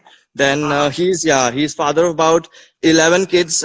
Four of them are with different trainers and handlers, again competing and training for dog sports and competitions. So he's a really great contribution to the Indian Malinois, and he is a bred in India dog. He is not a dog from abroad. So for that, he's achieved quite a bit. He's just a Mali that I had bought for me to learn, but eventually now he's really pushed the benchmark to the extent where he's now globally recognized. People in the States know him. Anyone who does PSA in the whole world sort of knows Zion. He's again one of the only 4-5 dogs competing for PSA 2, which has never been done before. It's going to take us a while. Obviously, we're much younger than the rest of the 4-5 trainers. They're all 5 to 10 years senior to me, all the other guys in that category that I had mentioned.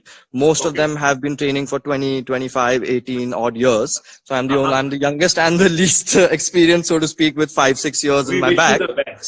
So yeah, at the same point of time that, even though it's a feat, it's also a difficult, thing to be able to do that. And plus me and Zion went through a bit of a medical leave last year, so we are lagging behind a bit. So I'll just hand now the phone to Chetna. So I'll come in the front part of the camera and I'll do some fun stuff with him for the people that are watching. Okay. Thank you, Robin, for your nice words. Robin wants to take him for the USA and Holland SWAT, but obviously I'm not going to give him Zion. Hi, Chetna. Hello. Really loving the conversation here. Yeah, for the rest of you, Chetna is one of the co-founders with Adnan of Canine School, and she's an equally qualified dog behaviorist and trainer. Yeah, it's at you.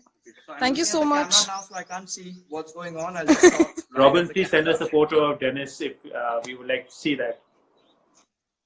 Dennis, yes, we're going to send photos and videos of that dog.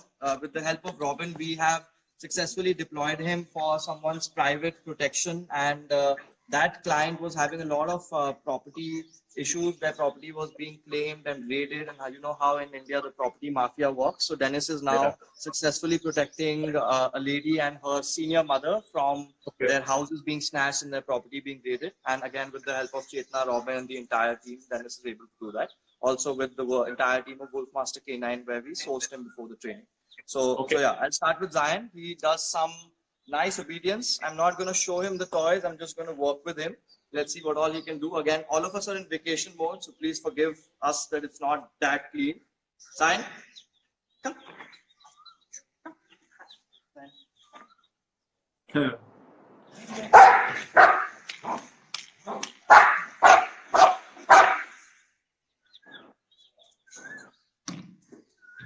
So he does out on command. Zion, look at Zion. Zion, look.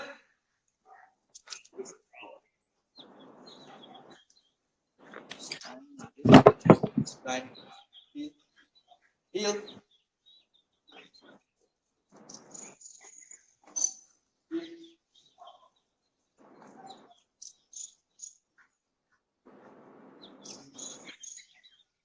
Enter. Enter.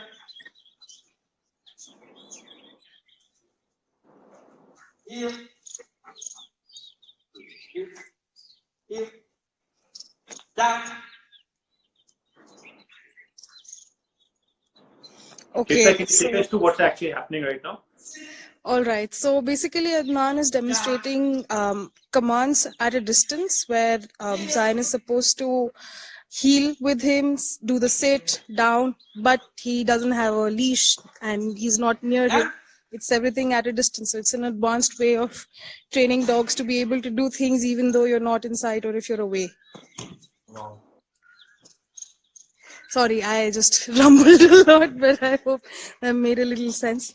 So we do these activities. It's very important because most of us, not most, but some of you may not know exactly what's going on, and the level of complexity that is involved in executing these kind of commands, and that kind of that calls into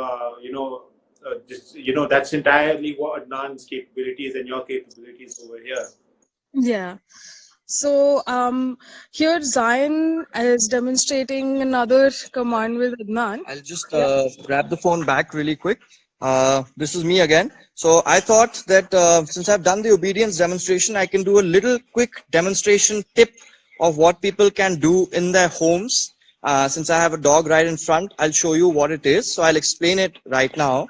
So this is something at home what you can do as leave it or drop it or fetch, or the biggest problem people have with playing, that I throw the toy, the dog picks it up but he doesn't bring it back. Maybe he picks it up, he runs away, we need to chase him. So how are we supposed to play with the dog, right? That's a So great idea. how, Show us, please. right? So how I like to teach this to the dog is, you can see I have 2 tennis balls. People always like to keep one toy. Once the dog has one toy, they have the power in their hands, right? So once they have the power in their hands, they can change the rules of the game. But now, as you can see, the power is in my hands. He's just sitting and I have the control. So, and as you can see, he wants the toy. He's going to do anything for it. Why should I let him have that toy and run away? One big thing that dogs like to do is they change the game from fetch to catch me if you can. The other bad thing that the owners do is they do start chasing the dog. So they realize that, yes, I can change the rules from basketball to football and I have the control of the situation. Now, here's the thing. I'll now show you Zion. So this dog, let's say I say down. See, always make sure the dog follows some command before you throw the toy. Toy is also like a payment. So now this is the ball. I'm going to throw one of the balls. Yes. So I don't have anything now. So the dog's going to run away. He's going to be out of control. You're going to try and chase him. Now the most important thing is, I'm going to hand the phone back to Chetna again. Go a little distance so you can show it.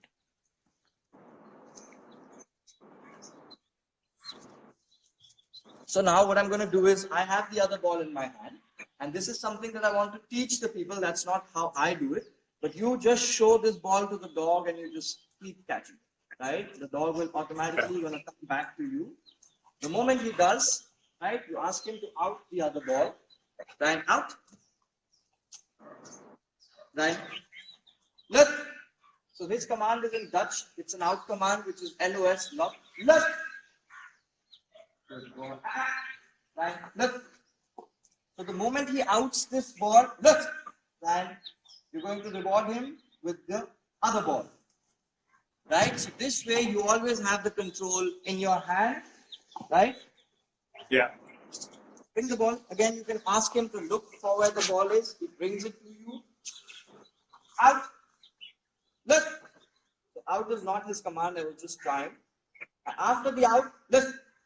You can again ask him to sit. Take the other ball back. Ask him to do a sit or a down or a heel if you want to do it.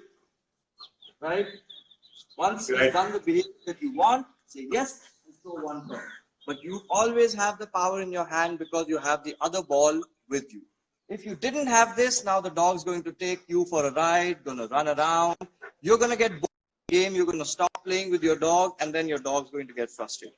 Simple. If you feel, and again, I'll show you one funny thing. If you feel now your dog might take both the toys, this dog takes both the tennis balls. That's a very rare thing, so that's not going to happen with you. But if it does, then keep 3 toys. That's the only thing I can suggest. Here.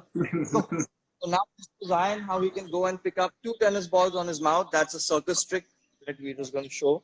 And that's not something I've taught him. The ball slips from my hand and he just outsmarted me.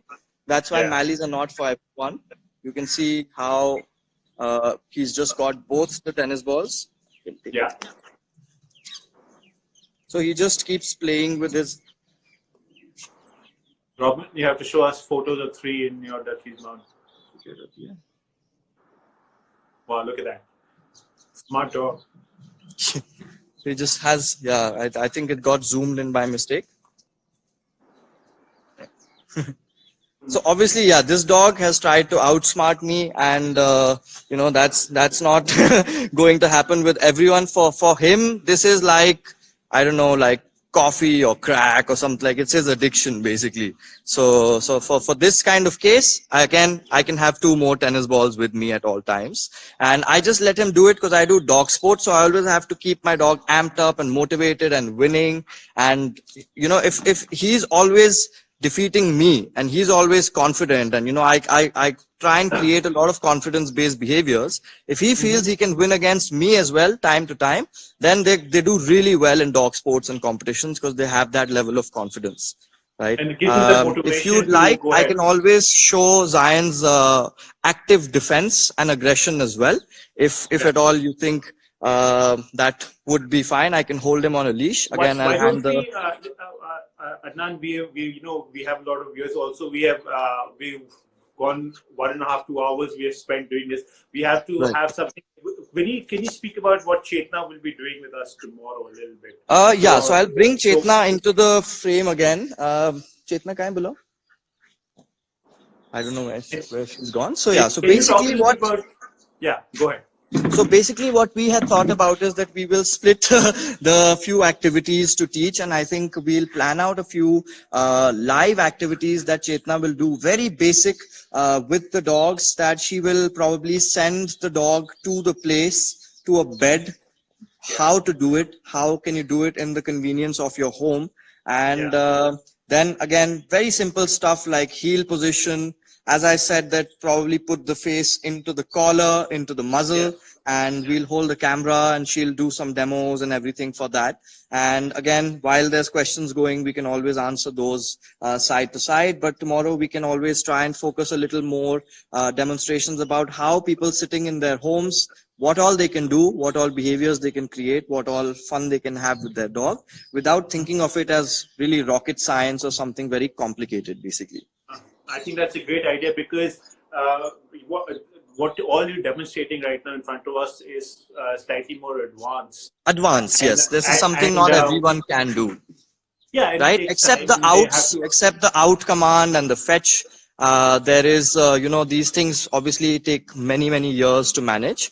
And but what Chetna has in mind for her program is obviously a lot more pet friendly and attributed towards pets. But we will be using obviously her dog Athena and a few of the dogs that are still here in the boarding and training program, like the Shiba Inu, and then we have an indie dog coming in. So all these dogs have owners. They have been with us for the training, for the boarding and training. So yeah, now as we can see her walking in, I'll just hand her the camera once. So we were just talking about what we have in mind for things tomorrow. That's Chetna. Hi.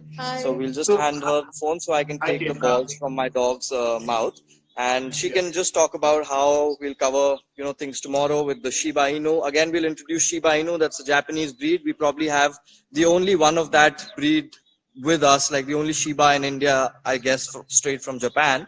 And so that guy will be under training and a few others. So I'll just hand it to her before we sign off, and I'll come back and say goodbye to the viewers. Hi. So I'm very excited about tomorrow's live session.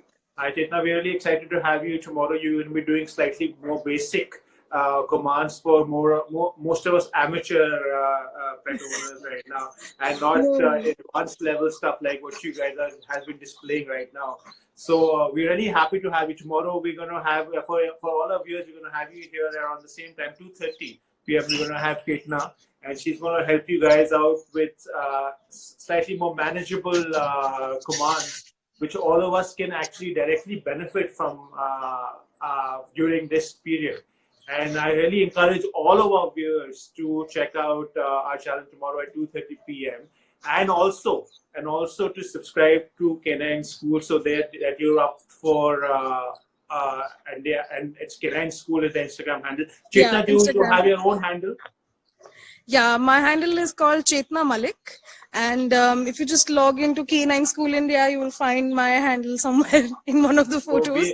So we encourage all of our viewers to check out Chetna's handle as well, and you guys will get a sense of what all they do for all of our newer viewers here. I'll be doing a couple of demonstrations as well, so as to you can replicate the same things at home. Yes, and Chetna will also take us through slightly more user-friendly techniques that we can employ to make our time right now more manageable under lockdown and quarantine. And she has some expert tips because she does this and she knows better than most of us of how to go ahead and survive in the situation. Yeah, Chetna will also talk a little bit about hygiene, a little bit about diet because we kind of ignored that today because we stretched Mhm. beyond our time limit. So Adnan couldn't take us through all of his dietary secrets for his dog. We did speak a little bit Done. about dog spots thing, but Chetna will do that for us tomorrow. Chetna also has Absolutely. has a personal anecdote that she told me personally when I met her a couple of weeks ago about how her dog helped her in I believe it was an Uber ride, wasn't it? Yeah, yeah. I remember you When were in a secluded spot, and I she's gonna was speak that. traveling. Hold on. We for all of yours will have to wait for that story, and they'll have to log in tomorrow, Done. and she will take us through that, and she will take us and she will show us the dog as well. I believe it was the pit bull, Pitbull, right? yes. And American what was the pit bull's Staffordshire name? Terrier. Athena. Athena, Pitbull Athena. Athena is a beautiful dog. I have had the pleasure of spending some time with her, and she, I would really encourage all of you guys to sign in tomorrow, and you guys will get to hear her personal story and all the time she spent with Chetna. And thank you so much, Chetna and Adnan, for being here. Can you show us a little bit of Adnan before we sign Hi. out? Yeah, back again. So thank you so much for having me on your live talks. I was following the one yesterday as well with Pranita. It was fantastic. I think I'm going to be doing all of the live talks possible. I'm going to be attending all of them, probably putting in some questions and doubts and queries as well. We're very And it was lucky to have you absolutely with us. fantastic. Thank you so much. It was really engaging, and I'd like to thank all the viewers, people who commented, people who added some of their inputs as well as the questions they've asked. I think it's phenomenal. One thing that we would like to also add that we are introducing online consultations. I think you've already mentioned that a little earlier, a couple of hours back as well. That it's been quite long that we were doing this chat. So we are offering this online consultation to anyone who needs an hour with us through video chat. We will guide them for whatever they're facing with their dog. Maybe they're walking them less. Maybe the dog's getting aggressive, frustrated. They don't have an escape for it. Maybe just general tips they want to have. Maybe the owners are generally anxious about it, or any follow-ups that we have missed from the clients that we are working with already, from the pet parents who want to come visit us, come meet us, but obviously now they can't. So we can always do this digital connection with it. So again, with the help of Saloni and DogSpot and our handle, we're going to share some numbers. And here's Chetna right here. She's the head of the pet school for canine school. She handles all the pet trainings, boardings, and the behavior consults. Sorry, our height is a bit of a gap, so I'm going to just push it up in the sky. Yeah, and that's canine school right there. That's the handle. So we have. So yeah, see you guys tomorrow again with Chetna leading the chat, and yeah, do reach out to us. Thank you so much for your time, Karan. I hope we don't bore you out with this entire Not at all. I've learned so dogs. much. I learned so much. Please say bye to Pasha as well. Pasha is he's Oh, Pasha. bye, Pasha. Thank you for being so patient. I have certainly bored you away to sleep. He's like, this guy is like, Pasha is saying that all of this training is not for him. He's training Yeah. his humans at the moment. yeah. I think Pasha is going to be the trainer in our school and teach the younger puppies how to be like him. Yeah, So, Say bye, Pasha. Thank you so much, guys. bye, So Pasha. much. Thank you so much. Bye-bye. See you guys. See you guys Bye. Bye. Bye. Bye.